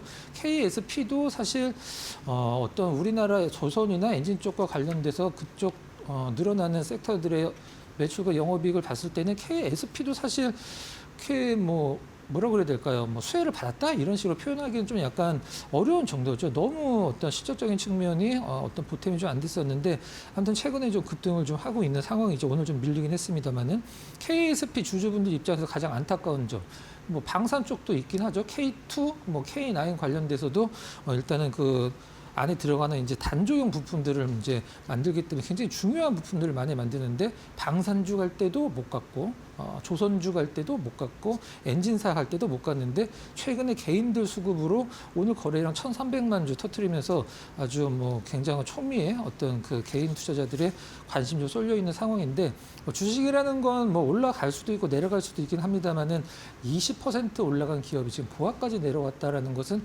조금 한번 보수적으로 생각을 해볼 수도 있지 않나라는 생각을 하고 있고요. 다만 제가 이제 경험상 먼저 좀 말씀드리면, 이거를 네. 뭐 보수적으로 보거나 안 좋게 보는 건 아닙니다만은, 주요 섹터가 가고 2선 라인이 가고 3선 라인이 올랐을 때는 사실 그쪽 섹터들이 단기적으로 좀 약간 힘을 못 받을 때 마지막에 있는 섹터들이 좀 오르는 경향이 좀 있거든요. 그런 부분들은 좀 염두에 두시고 보시면 될 것 같아요. 일단 선박 같은 경우는 일단은 뭐 지금 현재 가장 관심을 받고 있는 부분이기도 하고, 밸브 만드는 기업이죠. 이제 K2 전자나 K9 자주포 같은 경우에는, K9 자주포 같은 경우는 실질적으로 2030년까지 이 납품이 굉장히 많이 남아 있거든요. 그것과 관련돼서는 뭐 실적적인 모멘텀이 있다라고 볼 수 있고 매출 비중은 대형 엔진 50% 넘고 중형 엔진 13%, 그다음에 방산 관련돼서 형단조는 17% 정도. 이게 굉장히 포트폴리오가 정말 좋은 포트폴리오인데 실적이 왜 이렇게 못 따라가는지 좀 저도 좀 약간 아쉬울 따름이고 뭐 네. 실적이 나쁘다는 건 아닙니다. 일단 다른 조선이나 엔진사들의 실적이 늘어나는 것에 비하면은 좀 약간 모자르다라는 그런 뜻이라고 이제 보시면 될 것 같고, 뭐 현대중공업, 한화엔진, STS중공업, 뭐 내노라는 조선사와 엔진사들을 고객사를 두고 있긴 합니다만은 뭐 앞으로 조금 더 지켜보시면 될 것 같아요. 최근에 이제 부산에 이 KSP가 부산에 공장이 3개가 있거든요. 제가 이제 말씀드렸던 부분, 이제 선박 관련된 부분, 그 다음에 방산 관련된 부분, 형단조 관련된 부분들이 공장이 각각 있는데 얼마 전에 이제 212억을 들여서 땅을 샀죠. 부지를 샀는데 이게 왜 샀겠습니까? 이제 공장 증설을 하려고 샀겠죠. 일단 앞으로의 어떤 성장 가능성은 뭐 KSP도 기업이 증설을 한다라는 것은 뭐 그쪽 사정은 저희들보다 어떤 경영진들이 더 많이 알겠죠. 증설한다는 것은 이제 앞으로 좀 일거리가 더 많아질 수밖에 없고 이제 실적적인 측면도 조금 더 퍼포먼스가 나올 것이라면 기대를 해보고요. 오늘은 좀 아쉽지만 앞으로 좀 좋은 흐름 기대를 해보도록 하겠습니다. 차트 한번 잠깐 보도록 할까요? 네. 기관이랑 외국인들이 뭐 이렇게 사고 있는 것 같긴 한데 거의 참여가 없습니다. 그냥 조금 사거나 팔면 이제 차트는 움직이는 거니까 거의 개인의 수급으로 이제 움직이면 된다라고 보시면 될 것 같은데 지금 이쪽이 올해 초예요. 올해 초인데 여기서부터 뭐 방산주도 움직일 만한 기업들은 움직였고 조선주도 움직일 기업들은 움직였고 전혀 안 움직이다가 최근에만 일단 기자재 움직일 때 개인들 수급으로 좀 움직이는 부분들은 좀 안타깝긴 합니다. 물론 뭐 기관 투자나 외국인 투자자들은 사실 이쪽 삼성까지 눈길을 주진 않겠죠. 위쪽에 이제 엔진이나 조선사들 뭐 매매하는 것만으로도 사실 벅찰 것 같은데 최근에. 근데 개인들 수급으로 움직이면은 뭐 더 좋을 수도 있습니다. 원래 좀 약간 퍼포먼스가 많이 나오잖아요. 자, 정리를 하면은 오늘 20% 올랐다가 보합까지 빠진 거는 뭐 나름대로 좀 의미가 있긴 합니다만 이런 개인들 위주의 어떤 그 단기 투자가 많은 종목군들은 사실 오늘 뭐 20% 빠지고 내일 상한가 가는 경우도 비일비재하니까 너무 위쪽에서 오늘 물리신 분들 낙담하지 마시고요. 조선 기자재 전체적으로 흐름이 빠진 건 아니니까 앞으로 추가 상승 한번 기대를 해보도록 하겠습니다. 네, KSP 트레이딩 관점으로 바라볼 수 있는 종목이 될 것 같은데 앞으로 이제 마스크 프로젝트 관련해서 기대감은 열려 있는 상황이기 때문에 앞으로는 더 활약할 수 있기를 응원해 보겠습니다. 네, 이렇게 오늘의 특징주들 정리해 보겠고요. 이번에는 포착 종목으로 넘어가 보겠습니다. 어떤 종목 준비하셨나요? 좀 낯선 기업인데 기술적 분석이 너무 좋아서 한번 준비를 해봤습니다. 그래요. KNR 시스템 한번 KNR 시스템. 네, KNR 시스템 준비를 한번 해봤습니다. 상장한 지 지금 2년이 채 안 된 기업이기 때문에 어떤 기업인지 잠깐 간략하게 설명을 좀 드려보고 준비한 부분 말씀드려보도록 하겠습니다. 로봇 관련된 부분입니다. 우리나라 로봇들은 대부분 이 전동화 로봇 그 중심이죠. 전동화 로봇, 모터가 달린 로봇 중심인데 이 KNR 시스템은 유압 로봇 중심입니다. 유압 로봇의 특징은 뭘까? 유압 로봇이라는 건 좀 쉽게 말씀드리면 주사기 2개를 연결을 시켜놓고 그 안에 관이 있으면 한쪽을 누르면 한쪽이 튀어나오게 되겠죠. 그걸로 힘을 내는 거죠. 이제 그걸 이제 조정을 한 그 미세한 어떤 길이나 어떤 힘의 압력을 조절하는 게 바로 이제 서버 밸브라는 건데 그 서버 밸브 만드는 기업입니다. 네. 일단 뭐 돈은 사실 유압 밸브 쪽이 아니라 다른 쪽에서 이제 벌긴 합니다만 이제 국가적인 차원에서 좀 인정을 많이 받는 기업이다 이렇게 좀 설명을 드리면 될 것 같은데 산업통상자원부 그다음에 한국산업기술기획평가원에서 AI 팩토리 전문 기업으로 선정이 됐다. 이제 이 기업이 하는 유압 어떤 로봇 같은 경우는 우리가 보통 커피숍에서 이제 커피 따라주는 로봇들, 그러니까 협동 로봇 있잖아요. 그런 게 아니라 자동차 공장에서 막 문짝 날르고 막 이런 조립하고 그런 큰 로봇 있잖아요. 사람보다 몇백 분 큰 그런 로봇이라고 보시면 될 것 같아요. 근데 일단 매출이나 영업이익 같은 경우는 실질적으로 로봇에서 이렇게 많이 나오진 않고요. 네. 일단은 다른 부분에서 좀 많이 나오긴 하는데 일단 휴머노이드 뭐 한국 연합 공식 참여 기업으로 선정이 좀 됐고 서브밸브 같은 경우는 일단 시장 규모가 한 6억 달러 정도로 전 세계 글로벌적으로 매년 한 5% 정도 늘어나고 있다라고 이제 하고 있어요. 이런 부분들 일단 실질적으로는 아직 실적적인 측면에서는 이 회사가 이제 뭘로 어떤 주요 매출이고 영업이익을 내냐 하면 어떤 기업이 장비를 만들면 그 장비를 대신 가져다가 이 장비가 제대로 작동하고 양산까지 가능한 장비인지 그걸 대신 시험해 주는 게 있어요. 그 서비스가 이제 K&L 시스템의 주요 매출이고 로봇은 이제 성장 모멘텀이라고 이제 보시면 될 것 같아요. 주요 고객사, 일단 큰 로봇이 많이 필요한 고객사들입니다. 포스코, 현대차, LIG 넥스원, 그다음에 대우조선해양, 한수원, 굵직굵직하죠. 네. 내노라 하는 기업들을 고객사로 두고 있긴 한데 아직은 이제 상장하고 나서 지금 IPO 물량들 받아내고 바닥 다지는 구간인데 오늘 거래량이 굉장히 좀 잘 터지고 있어요. 오늘 한 장 마감까지 제가 봤을 때 300만 주 조금 못 미쳐서 200만 주 후반까지 좀 터질 것 같은데 물론 이 기업도 앞선 기업과 마찬가지로 지금 개인 투자자들 비중이 상당히 높긴 합니다만은 오늘 유독 좀 거래량이 최근에 많이 터지는 거 보니까 관심이 좀 약간 집중이 돼 있는 듯한 느낌이에요. 그럼 제가 아까 좋았다라고 말씀드렸던 기술적 분석 한번 보도록 하겠습니다. 네. 좀 약간 크게 갖고 올 걸 그랬는데 저게 이제 앵커께서 지난주 월요일 장대 양봉 한번 나온 부분 한번 짚어주시겠어요? 끝에서 한 이쪽에. 7번째 정도 장대 양봉 크게 나오는 거 끝에서 7번째 정도 네, 그 부분이 네, 지난주 월요일 부분인데 원래 장대 양봉이 나오면 이 기업이 특징이 한번 오르면 이제 조정을 주거든요. 근데 장대 양봉으로 크게 오르고 나서 가격 조정을 전혀 안 주고 지금 일주일 넘게 횡보만 하다가 오늘 거래량 터트리고 올라가고 있는 상황이에요. 기술적 분석에서 상당히 중요한 부분이고 네. 그리고 지금 가격대가 최근에 계속적으로 돌파 시도가 나왔다가 걸리는 부분이거든요. 근데 과거에는 이제 이 가격대까지 왔으면 이제 하락으로 조정이 왔었었는데 지금은 가격 조정이 안 오고 옆으로만 이제 기간 조정을 주고 있기 때문에 시장에서 이제 개인 투자자들이 좋아할 만한 재료가 조금만 나와준다라고 하면 위쪽 방향 상당히 좀 퍼포먼스 있는 흐름 예상해 볼 수 있겠습니다. 외국인 기관 수급 전혀 신경 안 써도 돼요. 전혀 참여가 없습니다. 네. 개인 수급 위주니까 그 점 참고하시고요. K&L 시스템 로봇 관련주로 한번 모멘텀 기대를 해보도록 하겠습니다. 네. 가격은 어떻게 설정해 볼까요? 자, 지금 가격 13,550원이에요. 이제 13,500원 전후 괜찮다라고 보여지고요. 목표 가격이랑 손절 가격은 좀 굉장히 타이트하게 잡았습니다. 목표가 16,000원, 손절 가격 11,500원 제시해 드리도록 하겠습니다. 네, 유압 로봇 전문 기업 K&L 시스템 만나봤고요. 목표가 16,000원까지 바라보자라는 의견이었습니다. 투자 판단에 잘 참고해 보시기 바랍니다. 오늘 여기까지 들을게요. 고맙습니다.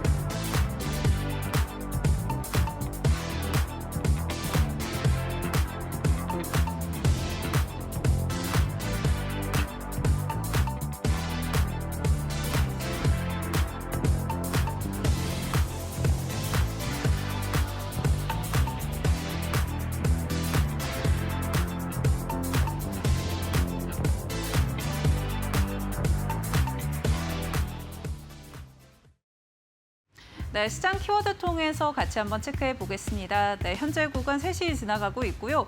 CXL부터 체크해 보도록 하겠습니다. 오늘 상위 키워드 살펴보시면 반도체부터 HBM, CXL까지 반도체 섹터 전반이 훈풍이 불고 있다는 점 체크되고 있는데요. 반도체 섹터 관련해서 격포제들 있었습니다. 앞서 미국이 이 삼성전자, SK하이닉스의 중국 공장에 미국산 반도체 장비 수출을 건별로 허가하겠다라고 이야기가 나왔었는데요. 이 건별 허가를 연간 허가로 바꿀 수 있는 걸 검토하고 있다는 소식들이 나오면서 오늘 시장 긍정적인 영향 받아갔던 모습이고요.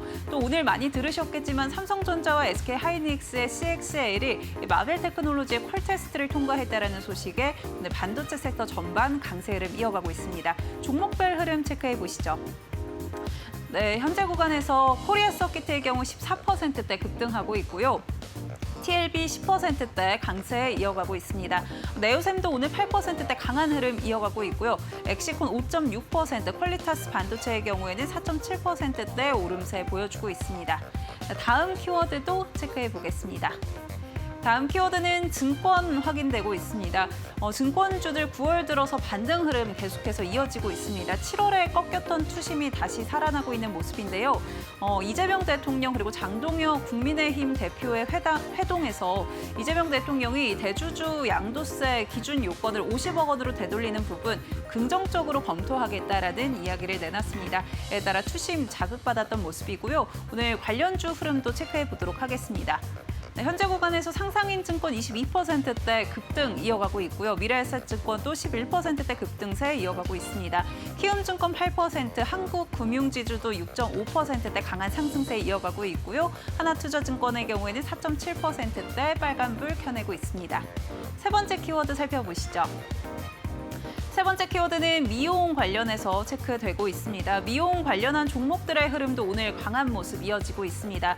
이 리투오, 리쥬란 같은 스킨 부스터에 대한 수요가 국내뿐만이 아니라 이 외국인 관광객을 통해서도 확대될 수 있다는 기대가 제시가 된 건데요. 미용 관광을 목적으로 해서 방문하고 있는 외국인 관광객이 늘고 있다는 소식이었고요. 이에 따른 하반기 실적에 대한 기대감도 더해지고 있습니다. 종목별 흐름 체크해 보겠습니다. 네, 현재 구간 LNC바이오의 경우에는 3.3%대 강세 이어가고 있습니다. 6거래일 연속 상승세를 이어가고 있고요. 특히나 유진투자증권 측에서 오늘 LNC바이오에 대해서 목표 주가 68,000원으로 상향 조정했습니다. 내년에 이 매출이 1,000억 원대를 돌파할 것이다라고 이야기가 나온 상황이고요. 그 밖에 휴메딕스의 경우에는 2.3%대 강세, 바이오비주 1.6%, 클래시스도 강보합권, 파마리서치 0.15% 상승세 이어가고 있다는 점 체크해 보시면 좋을 것 같습니다. 지금까지 키워드 통해서 시장 흐름 체크해 봤습니다.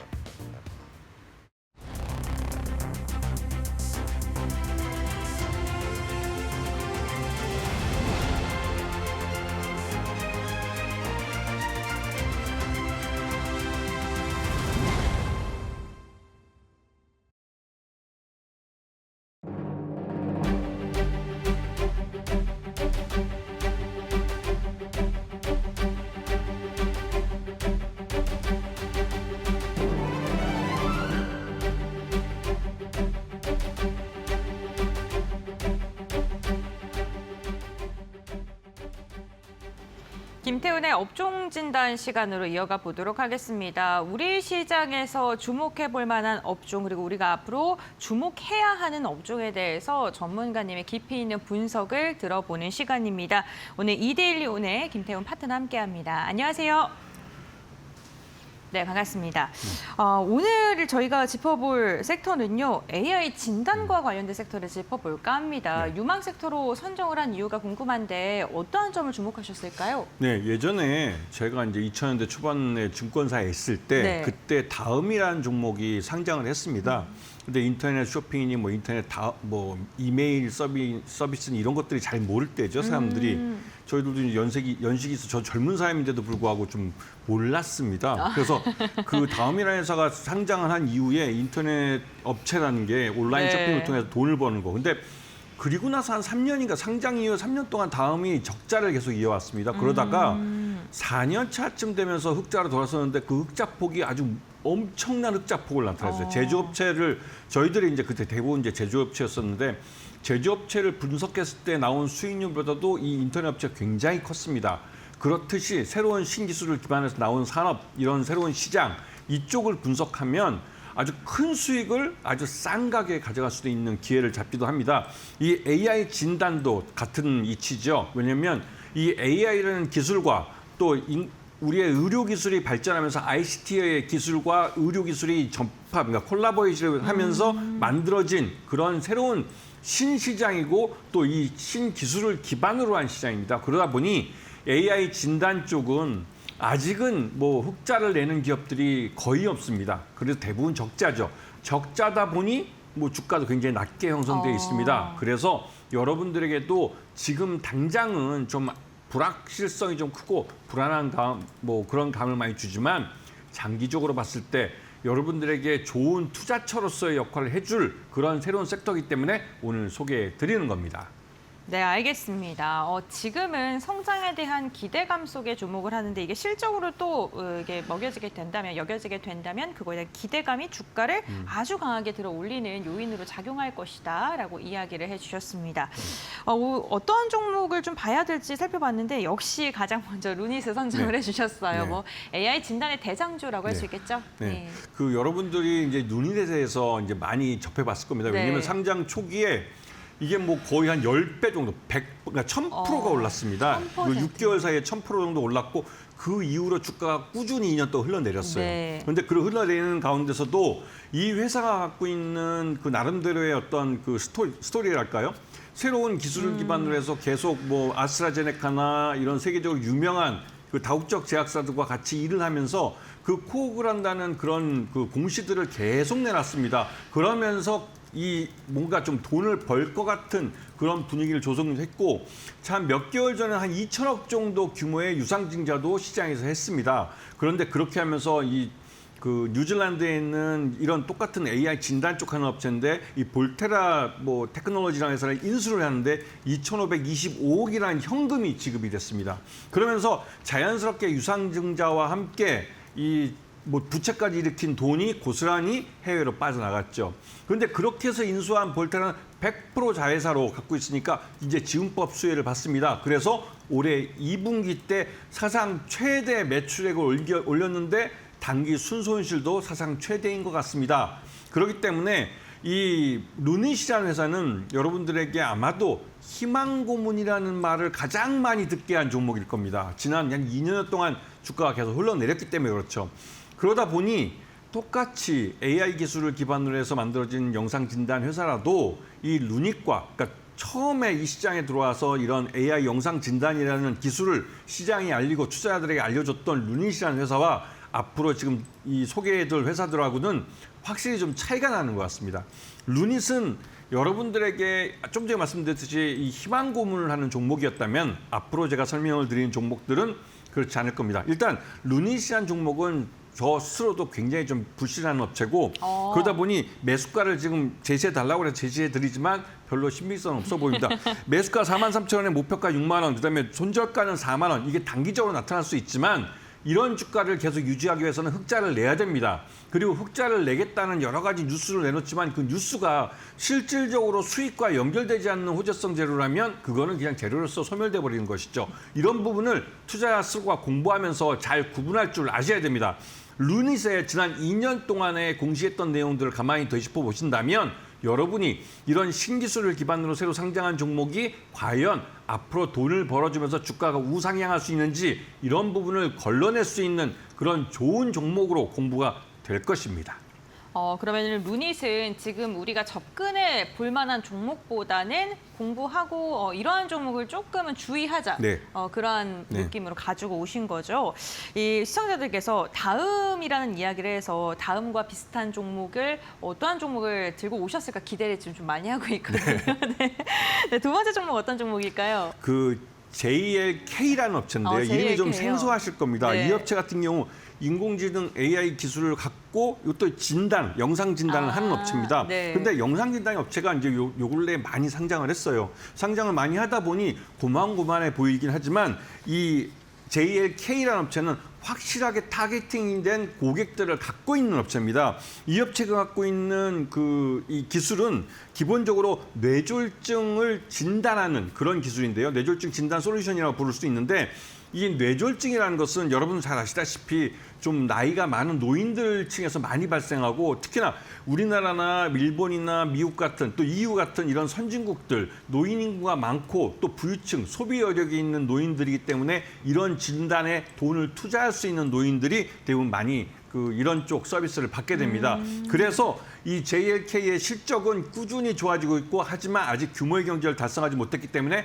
적자 상태에 놓여 있는 회사입니다. 하지만 이 회사가 국내 병의원들의 이걸 깔기 시작했고 특히 지난 2년 동안 그 전 정부에서 이 의정 갈등이라는 것 때문에 대형 병원에서 집중적으로 투자할 시기에 이 말 그대로 이제 전공의들이 대거 이탈하면서 그 투자 시기를 놓쳤습니다. 그래서 JLK는 적자를 한 것이죠. 국내 전국적으로 대형 병원들은 웬만한 데는 다 들어가 있고 거기서 이 뇌졸중 진단 솔루션으로 사용이 되고 있습니다. 그리고 이 업체가 드디어 해외에 진출하기 시작했습니다. 미국 FDA의 승인을 받았고 일본의 PMDA라는 그 승인도 받았습니다. 이 승인을 받아야만 그 나라에서 이 뇌졸중 솔루션을 병원에 판매를 할 수가 있게 되는 겁니다. 그렇기 때문에 JLK는 내년부터 해서 해외에서 이 매출을 발생시키면서 매출의 점프업을 일으킬 그런 회사이기도 하기 때문에 관심권에 모셔야 되고 요번에 전환사채를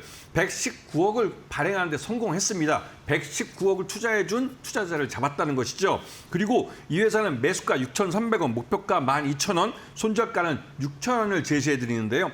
이 종목도 앞에 말씀드렸던 눈이처럼 앞에 큰 산을 이루고 있습니다. 그 산을 이루고 나서 2년 동안 주가 흘러내렸지만 그 주가 흘러내린 2년 동안 JLK는 차근차근 내일을 준비해 왔습니다. 이런 부분을 잘 봐주시면서 이런 종목들을 잘 공부해 보시면 이 2년 동안 흘러내린 바닥을 다진 종목이 어떻게 점프업을 가는지 그 부분을 보실 수 있을 겁니다. 네, 알겠습니다. JLK 종목으로 선정을 해주셨고요. 가격 전략 굉장히 디테일하게 잡아주셨습니다. 좀 참고하시면서 대응해 보시면 좋을 것 같고 뇌와 관련된 분석 솔루션 기법을 갖고 있는 기업이다라고 이야기를 해주셨습니다. 그럼 저희가 다음으로 살펴볼 종목은 어떤 종목일까요? 다음은 이제 이름도 특이한 업체인데요. 네. 최근에 상장한 지 얼마 안 된 아주 그래요? 따끈따끈한 종목입니다. 네. 3빌리언이라는 회사인데요. 이 3빌리언 회사는 아주 특이하게 아주 스페시픽한 작은 시장 자체가 아주 제한된 시장을 갖고 있는 회사입니다. 이 회사가 갖고 있는 그 기술은 희귀 유전 질환을 그러니까 진단하고 검사하는 기술을 갖고 있는 그런 솔루션을 갖고 있는 업체인데요. 그러다 보니 이 시장 자체가 굉장히 작습니다. 왜냐하면 이 유전자 진단하는 건 굉장히 비싼 서비스예요. 웬만큼 돈이 있지 않고는 함부로 하지 못합니다. 여러분들이 건강검진을 1년에 한 번씩 우리가 이제 전 국민 의료보험에서도 해주고 있고 직장 의료보험이나 이런 데 해주고 있는데요. 그런데 가서 웬만큼 비싼 거 하더라도 한 번에 뭐 100만 원짜리 건강검진 한다고 이 유전자 진단 못 받습니다. 유전자 진단은 굉장히 한 건의 서비스를 받더라도 굉장히 비싼 거예요. 그런데 왜 이런 서비스를 해주느냐? 여러분들이 주위에서 보시면 아픈데 이유를 모르겠다고 이 병원 저 병원을 다 가봐도 이유를 모르겠다는 게 있습니다. 그런 질환들 중에 유전자 변이에 의해서 발생한 질환들이 많습니다. 그래서 지금은 이 유전자단에서 이러한 변이가 있는지 이러한 어떤 질환이 발생할 수 있는 어떤 돌연변이가 발생했는지 이 부분을 이제 찾아낼 수 있는 시대가 온 것이죠. 왜? AI 기술을 기반으로 이 데이터들을 이 유전자에서 어떤 사람의 특정 유전자에 찾아낸 이런 유전자가 정상 유전자와 어떻게 다른지 그 수억 개 되는 염기서열을 다 분석할 수 있는 시대가 온 겁니다. 그 AI 기술이 발전했기 때문에 가능해진 기술이죠. 그래서 이런 기술을 갖고 분석을 해주면 그 서빙 중에서 진짜 어떤 유전자가 문제를 일으켜서 이 사람에게 이러한 질환이 났다는 걸 알 수가 있고 그렇게 되면 여기서부터 진료를 할 수 있는 치료를 위한 시작이 이루어지는 겁니다. 그렇기 때문에 이 3빌리언 같은 경우는 최근에 기술이 ICT 기술이 발전하고 AI 기술이 발전했기 때문에 나타난 새로운 신기술을 기반으로 하는 의료 진단 업체이기도 하고 이 업체가 전체 매출 이번에 상장한 지 얼마 안 됐을 때 그 상장 IR을 할 때 대표이사가 나와서 올해 매출을 90억을 하겠다고 했습니다. 그런데 이번 반기에 약 한 45억 정도 매출을 한 걸로 나와서 90억에 가능하겠다라는 그런 신뢰감을 주고 있는 회사죠. 그럼에도 불구하고 여전히 수익성은 적자입니다. 아직 규모의 경제를 달성 못했고 요번에 지금 방송 들어오기 전에 따끈따끈하게 좀 전에 공시를 했는데요. 미국 법인을 사는데 45억 정도를 돈 지불하고 미국 법인 100% 법인을 설립을 했습니다. 그렇게 하면서 미국에 진출한 것은 미국에 이 유전자 진단을 받는 부자들이 많이 존재합니다. 그렇기 때문에 그 시장에 들어가서 이 유전자 진단, 비싼 돈을 내고 유전자 진단을 받을 수 있는 시장에 들어가서 사업을 하겠다는 것이죠. 그렇기 때문에 이 회사는 확실히 실적이 좋아질 가능성이 높고요. 그래서 이 3빌리언 같은 경우는 향후 이 실적을 빠르게 개선시켜 나갈 가능성이 높은 그런 회사입니다. 매수가는 6,500원, 목표가는 12,000원, 손절가는 6,000원을 제시해 드리는데요. 이 업체가 지금 현재 보시게 되면 여러 가지 서비스를 하고 있는데 풀 서비스라는 게 말 그대로 유전자에 관련된 모든 서비스를 해준다는 것이고 두 번째는 특정 타겟을 대상으로 해서 하는 것인데 이건 뭐 주로 이제 특정 질환을 진단하고 검사하는 건데 이거는 제약사를 통해서 이루어지는 서비스입니다. 그리고 데이터 기반의 진단 검사도 하고 있고요. 그리고 이 회사가 하고 있는 진단들은 대부분 전장 엑솜이나 전장 유전체 같은 이 특정한 것들을 기반으로 해서 희귀 질환을 진단하는 그런 기술입니다. 이런 기술이 그 기술 자체가 진입 장벽이 되기 때문에 이 회사가 만들어가는 그 길이 이 산업, 이 시장의 첫 걸음이 될 겁니다. 그렇기 때문에 이 종목을 잘 보시고 장기적인 행복에서 조금씩 사모으신다면 충분히 좋은 수익을 가져가실 수 있을 겁니다. 네, 알겠습니다. 3빌리언 매수가 6,500원 제시해 주셨는데요. 현재 6,150원대에서 거래가 진행이 되고 있기 때문에 매수가보다 하단에서 움직이고 있다는 점 주목해 보시면 좋을 것 같고 오늘 공시 내용 보니까 미국 진출용 현지 법인의 42억 출자를 지금 결정을 했고요.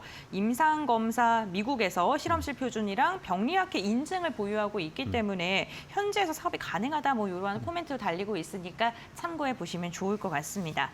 오늘 김태훈 파트너와 함께 AI 진단과 관련된 사업 그리고 우리가 눈여겨볼 만한 종목과 그리고 조금 주의해야 될 종목에 대한 이야기 나눠봤고요. 오늘 말씀 여기까지 듣겠습니다. 고맙습니다.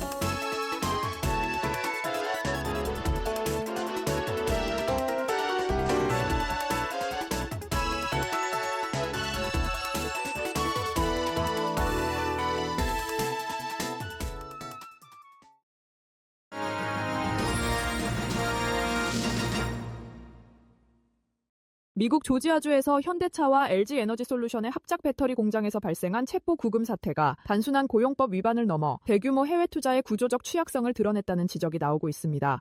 옴디아에 따르면 HLGA 공장은 총 6조 원 이상이 투입된 현대차 LG엔솔 합작 법인으로 완공 시 연간 전기차 30만 대분의 배터리를 생산할 수 있는 북미 핵심 거점입니다. 당초 올해 말 가동을 목표로 했지만 현재 일정은 2026년 초로 늦춰졌고 이번 사태로 추가 지연 우려까지 커졌습니다. 문제는 시간은 돈이라는 점입니다. 업계 추산에 따르면 HLGA 공장이 안정화된 뒤에는 연간 약 6천억 원의 영업이익을 창출할 것으로 보고 있습니다. 하루 지연 시 약 16억 원, 한 달만 늦어도 480억 원대의 이익이 사라지는 셈입니다. 재무적으로는 순현재 가치 손실도 발생합니다. 업계 평균 자본 비용을 적용하면 단 30일 지연만으로도 최대 200억 원가량의 NPV 손실이 생긴다는 분석입니다. 또 설계 조달 시공 계약에 포함된 지체 상금 부담과 조지아주 정부가 약속한 세제 보조금 인센티브 지급 지연도 불가피해질 수 있습니다. 업계에서는 이번 사건이 단순한 인력 문제가 아니라 시간 비용이라는 냉혹한 현실을 보여주는 사례라고 경고했습니다.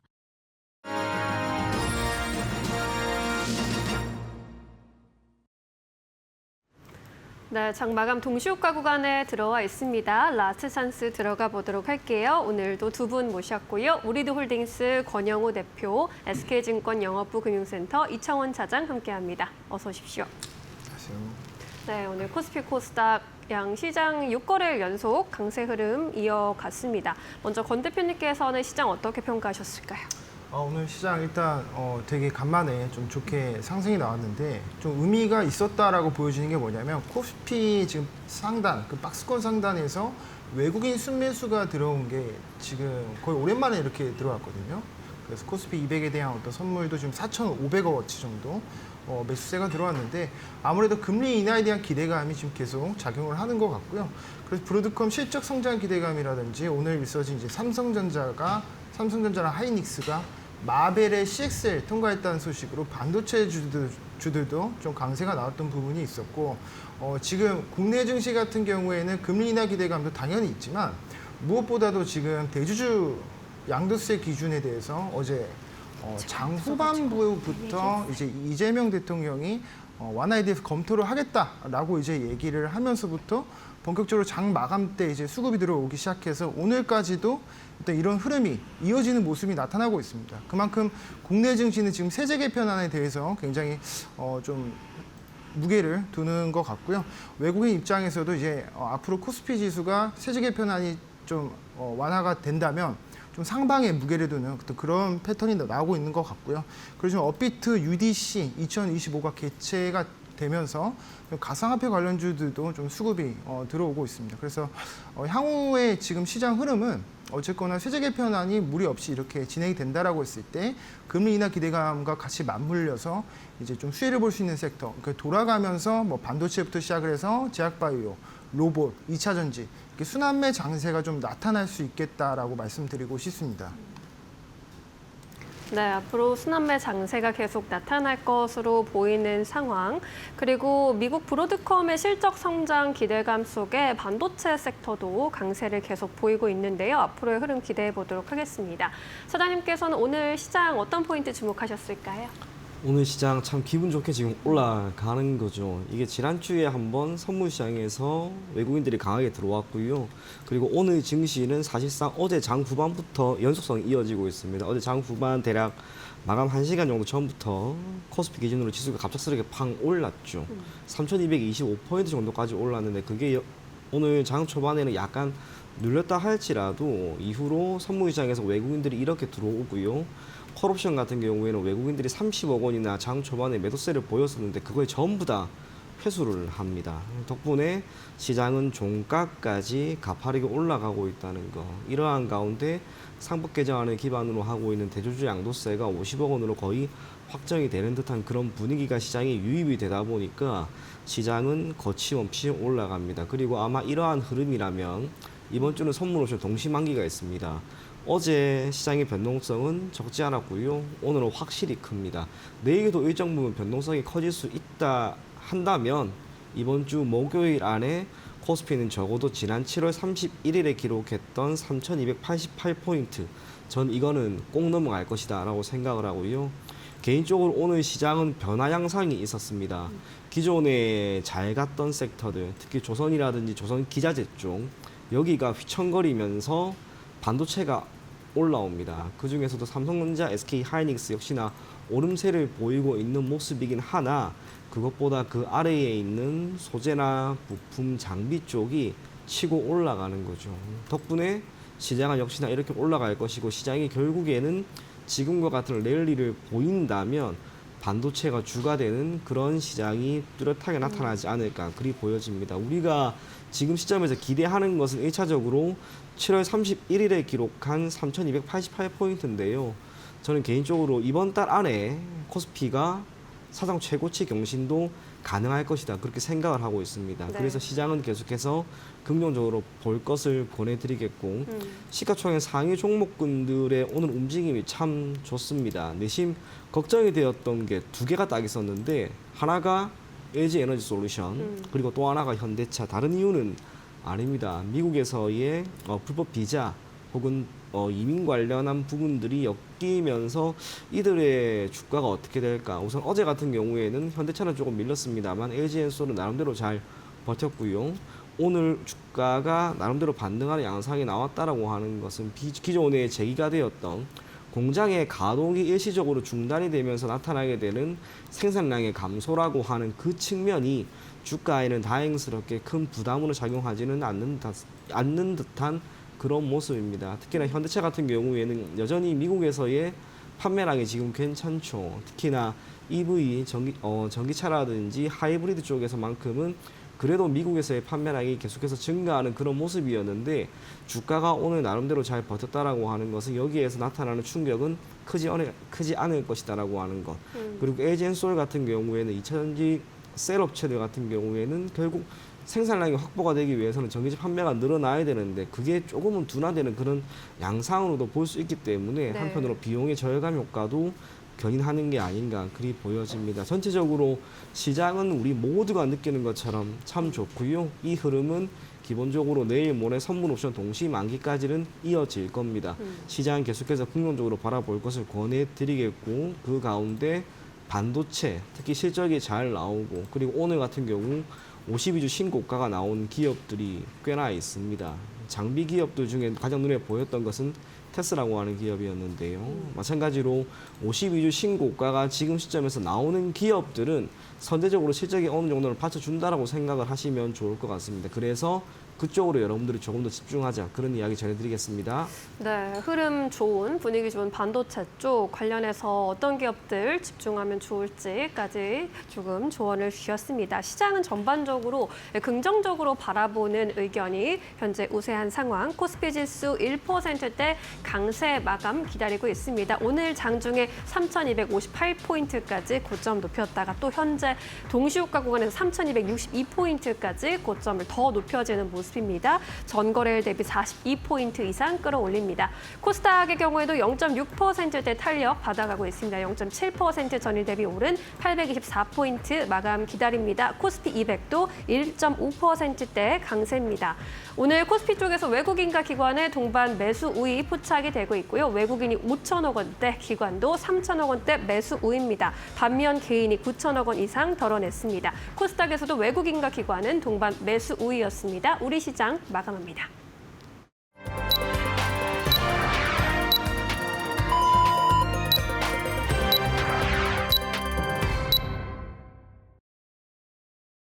네, 9월 9일 국내 증시가 마무리가 됐습니다. 오늘 오후장 들어서 유가증권 시장에 외국인과 기관의 매수세가 더 강력하게 유입됐고요. 양시장 결국에는 견조한 오름세를 기록하는 모습이 특징적이었습니다. 특히나 오늘 반도체 투톱이 유가증권 시장을 이끌었었는데요. 트레이딩 뷰를 통해서 조금 더 자세히 알아보시죠. 오늘 삼성전자와 SK하이닉스의 견조한 상승세가 눈에 띕니다. 삼성전자 1.8%, SK하이닉스도 4%에 가까운 강한 시세를 분출하면서 종가를 체결하는 데 성공을 했는데요. 긍정적인 이슈가 많았습니다. 중국 공장, 미국에서 1년에 한 번씩 그 허가를 내주는 제안에 대해서 좀 검토를 하겠다라는 소식도 들려왔었고, CXL과 관련돼서도 퀄데스 통과 소식이 전해진 것은 물론이고요. HBM에 대한 점유율을 SK하이닉스가 당분간 지속할 것이다라는 소식이 그 증권가의 긍정적인 분석과 목표 주가 상향 리포트가 최근에 쏟아지면서 더 탄력적인 움직임 나타났습니다. 대주주 양도세 완화에 대한 기대감 속에 오늘 증권주로 날아갔고요. 오늘 금융사들도 전반적으로 좀 긍정적인 모멘텀 받아가는 모습이었습니다. 여기에 지주사들의 흐름도 좋았는데요. SK스퀘어가 5% 넘는 상승, SK도 4%가량의 오름세가 특징적이었습니다. 다만 오늘 방산과 조선은 좀 쉬어가는 움직임이었습니다. 고점 돌파 시도를 한 다음에 반락한 조선주들이 좀 많았었고요. 그러한 가운데서 효성종업 같은 경우 3.5%, 그리고 LS 일렉트릭 같은 경우 1.7%가량 상승하면서 전력 설비 관련 기업들은 그래도 견조했습니다. 2차 전지 LG 에너지 솔루션 1% 넘는 상승 보였고요. 특징적인 종목 보면요. LG화학이요. 석화 폐쇄에 대한 기대감이 나오면서 오늘 6% 넘는 강한 시세를 분출했다는 점도 함께 체크해 보시면 좋을 것 같습니다. 다음으로는 코스닥 함께 살펴보겠습니다. 오늘 코스닥 같은 경우에는요. 알테오젠이 소폭 쉬어갔지만 지금 비만 치료제 관련 대장주들의 흐름은 견조했습니다. 펩트론과 삼천당제약 일제히 상승했고요. 미용과 관련된 긍정적인 모멘텀 많이 제시되고 있는데 파마리서치 많이 올라선 영향 때문일까요? 오늘은 조금 소폭의 하락으로 마감을 했고 휴젤 같은 경우에도 1%가량 빠지면서 마무리를 했습니다. 다만 LNC바이오가 오늘 3.5% 강한 상승 나오면서 미용 섹터 지속적인 순환매 나고 있다는 점 체크해 보셔야 될 것 같고요. 젠백스가 오늘 14% 두 자릿대 강세를 결국 마감을 하네요. 유상증자 이슈에 급락을 했었고요. 지금 연일 매수세 다시금 들어오고 있는 상황입니다. 반도체 소부장 관련 기업들의 분위기도 좋았고요. 하나 마이크론이 12%가 넘는 강한 상승 그리면서 마감을 했습니다. 엔터주들은 전반적으로 쉬어갔고요. 디어유 그리고 엔터 3사 일제히 하락으로 마감했다는 점 체크해 보시면 좋을 것 같습니다. 다음으로는 지수 마감 상황 함께 확인해 보시죠. 네, 오늘 양시장 견조한 상승세 유지하면서 마감하는 데 성공했습니다. 코스피가 1.26%가량 오르면서 3,260선 지켜냈습니다. 터치하는 데 성공을 했고요. 코스닥 같은 경우에는 소폭의 상승 0.76%. 그래도 코스닥도 막판에 힘을 더 받는 모습이었고요. 820선 웃돌면서 종가를 체결하는 데 성공했습니다. 수급 상황 이어서 확인해 보겠습니다. 오늘 유가증권 시장 외국인과 기관의 매수세 막판에 외국인 더 들어왔습니다. 6,600억 원가량 순매수가 집계되고 있고요. 기관도 3천억 원가량 담아내면서 오늘 개인만 1조 이상의 물량을 매도했습니다. 다음으로는 코스닥 매매 동향 함께 보겠습니다. 코스닥 같은 경우에도 외국인과 기관의 쌍끌이 매수세가 유입되고 있고요. 최근에 외국인 기관은 우리 시장에 우호적인 유입이 지속되고 있고요. 오늘 선물 시장에서 외국인이 강하게 담아냈다는 점도 참고해 보시면 좋을 것 같습니다. 시가총액 상위 종목들 함께 살펴보도록 하겠습니다. 유가증권 시장 1위부터 5위 보겠습니다. 한화 에어로스페이스를 제외하고는 4종목이 일제히 상승했고요. 특히나 반도체 투톱이 막판에 힘이 더 받는 모습이 특징적이었습니다. 삼성전자 결국에는 71,000원 선 웃돌면서 종가 체결하는 데 성공했고요. LG 에너지 솔루션도 오늘 시초가보다는 선방해주면서 1%가량 오른 347,000원의 종가를 체결하는 데 성공을 했습니다. 다음 6위부터 10위 함께 보겠습니다.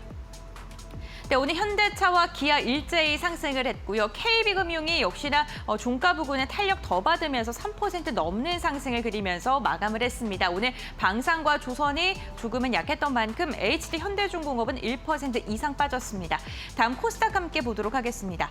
네, 오늘 코스닥 같은 경우에는 에코프로 BM이 1%가량 상승했고요. 펩트론이 2%가량의 오름세, 혼조세가 펼쳐진 가운데 어제 강한 상승과 함께 시총 3위에 안착한 파마리서치 같은 경우에는 소폭의 하락으로 돌아선 채 마감을 했습니다.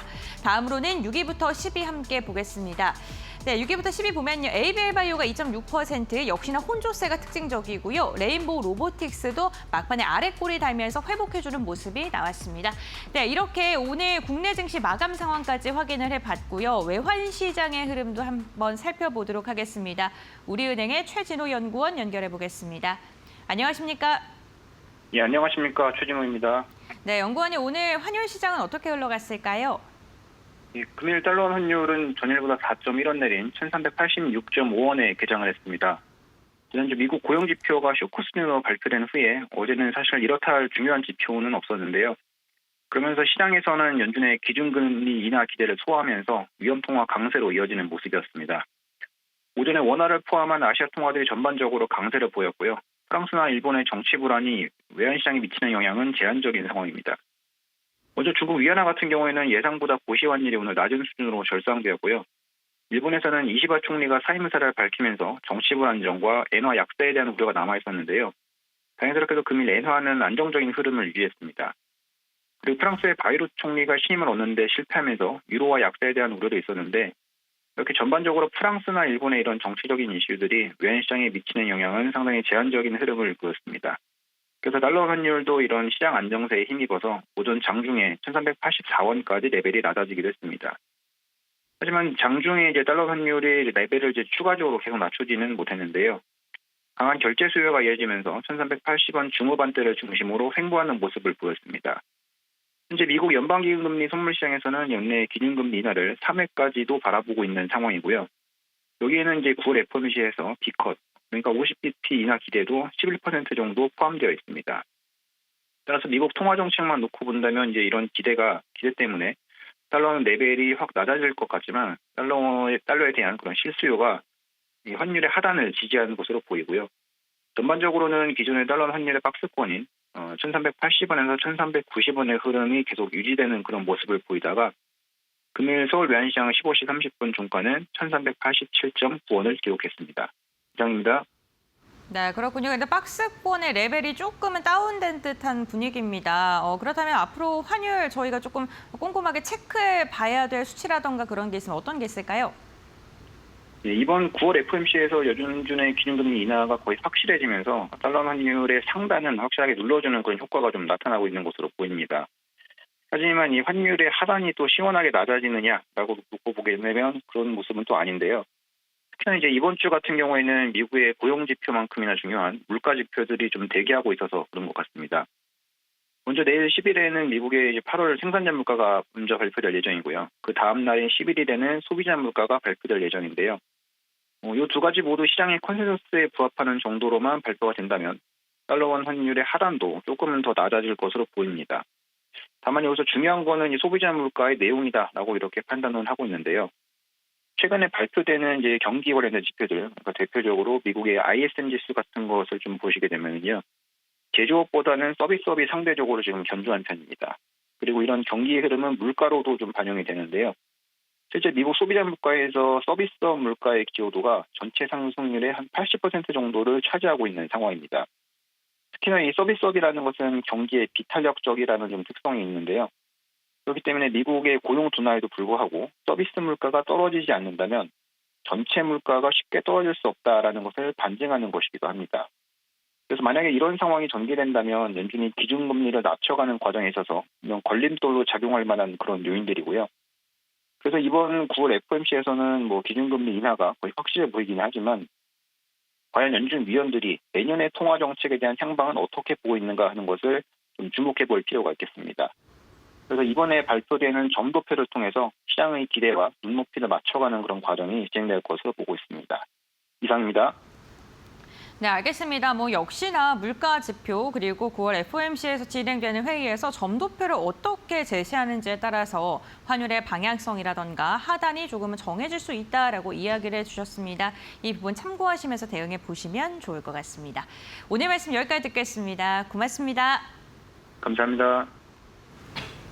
네, 코스피 코스닥 양시장 강세 흐름 이어갔습니다. 증권과 반도체, 로봇과 철강까지 업종별 안에서도 눈에 띄는 흐름 나타났는데요. 내일 시장 전략 계속 세워보도록 하시죠. 권 대표님께서는 내일 포인트 어떻게 잡고 계실까요?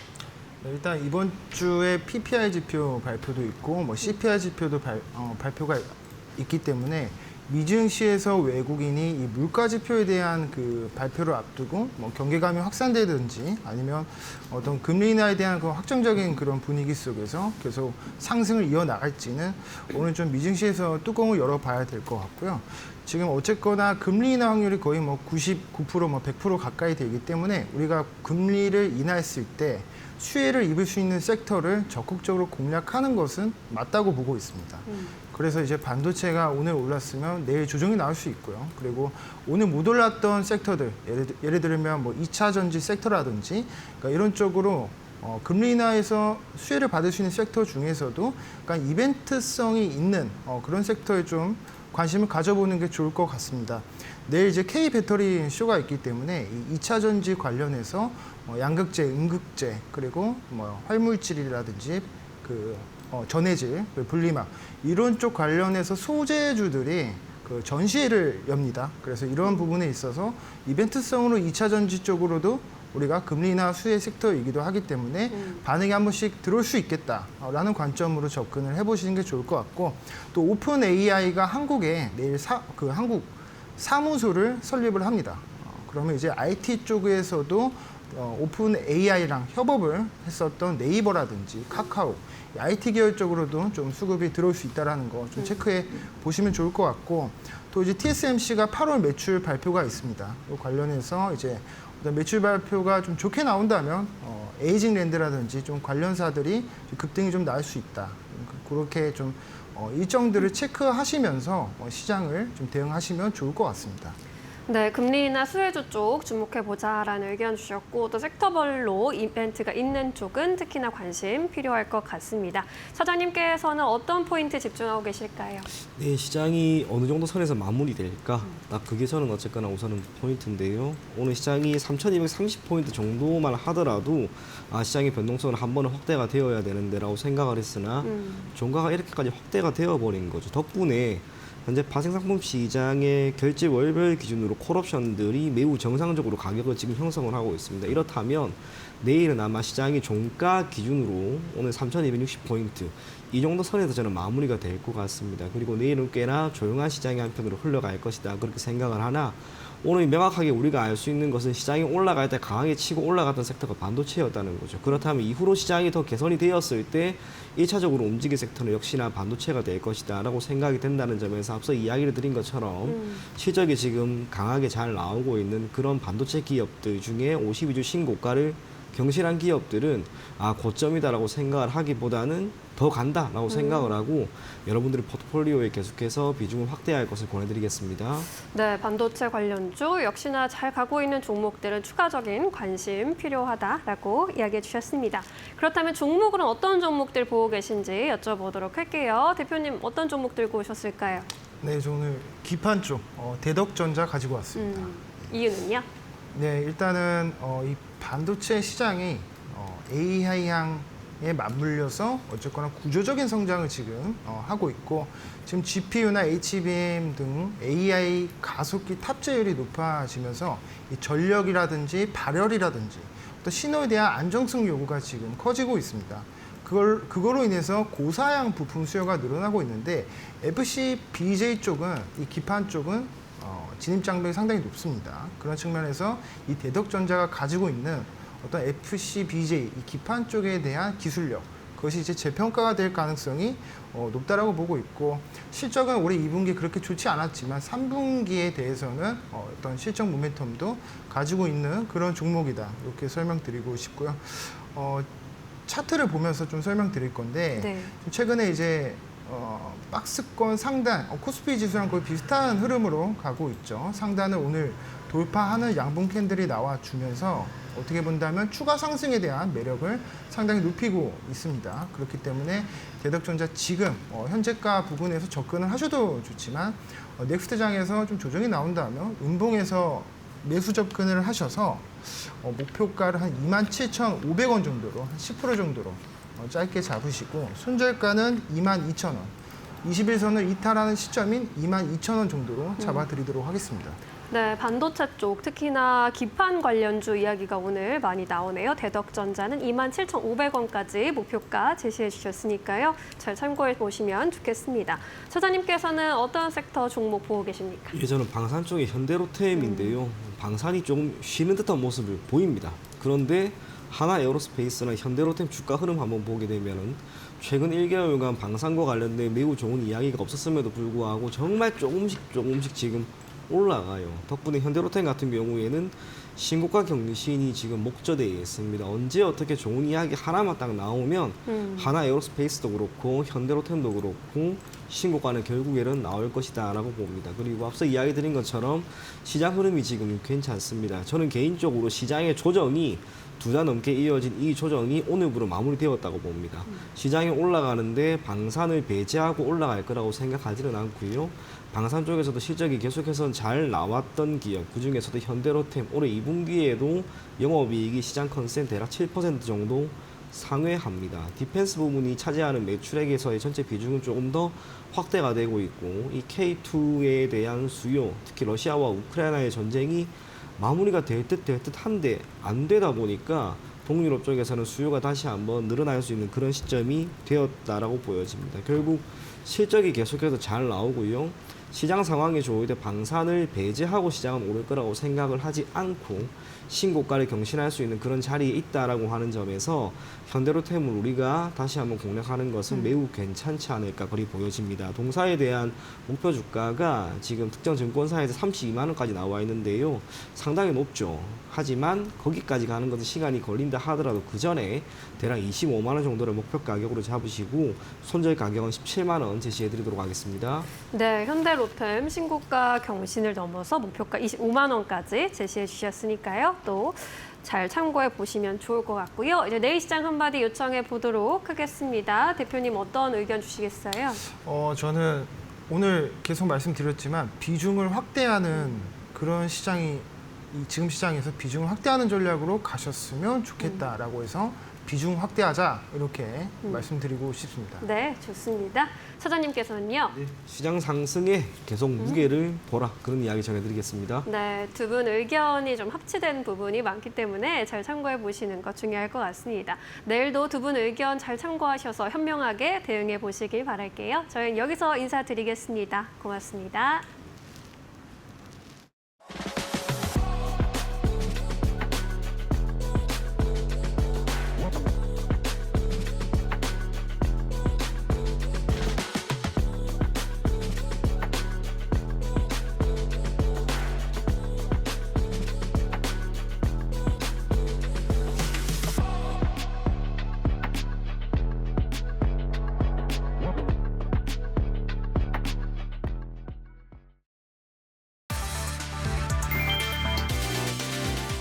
국내 증시가 박스권에 머무는 가운데 이달 들어 개인과 외국인의 투자 전략이 극명하게 엇갈리고 있다. 개인은 코스피 코스닥 하락에 베팅하며 인버스 ETF를 대거 매수했다. 대표적으로 코덱스 200 선물, 인버스 EX를 538억 건, 카우덱스 인버스를 102억 건 순매수했다. 반면 상승에 투자하는 카우덱스 코스닥 150 레버리지는 1천억 건 넘게 순매도했다. 반대로 외국인은 레버리지 ETF를 중심으로 매수세를 보이며 상승장에 무게를 뒀다. 증권가는 9월 계절적 약세 가능성을 인정하면서도 연준의 금리 인하 기대가 중기 강세장을 열 수 있다고 분석했다. 이에 따라 인버스에 몰린 개인 투자자의 손실 가능성도 제기된다.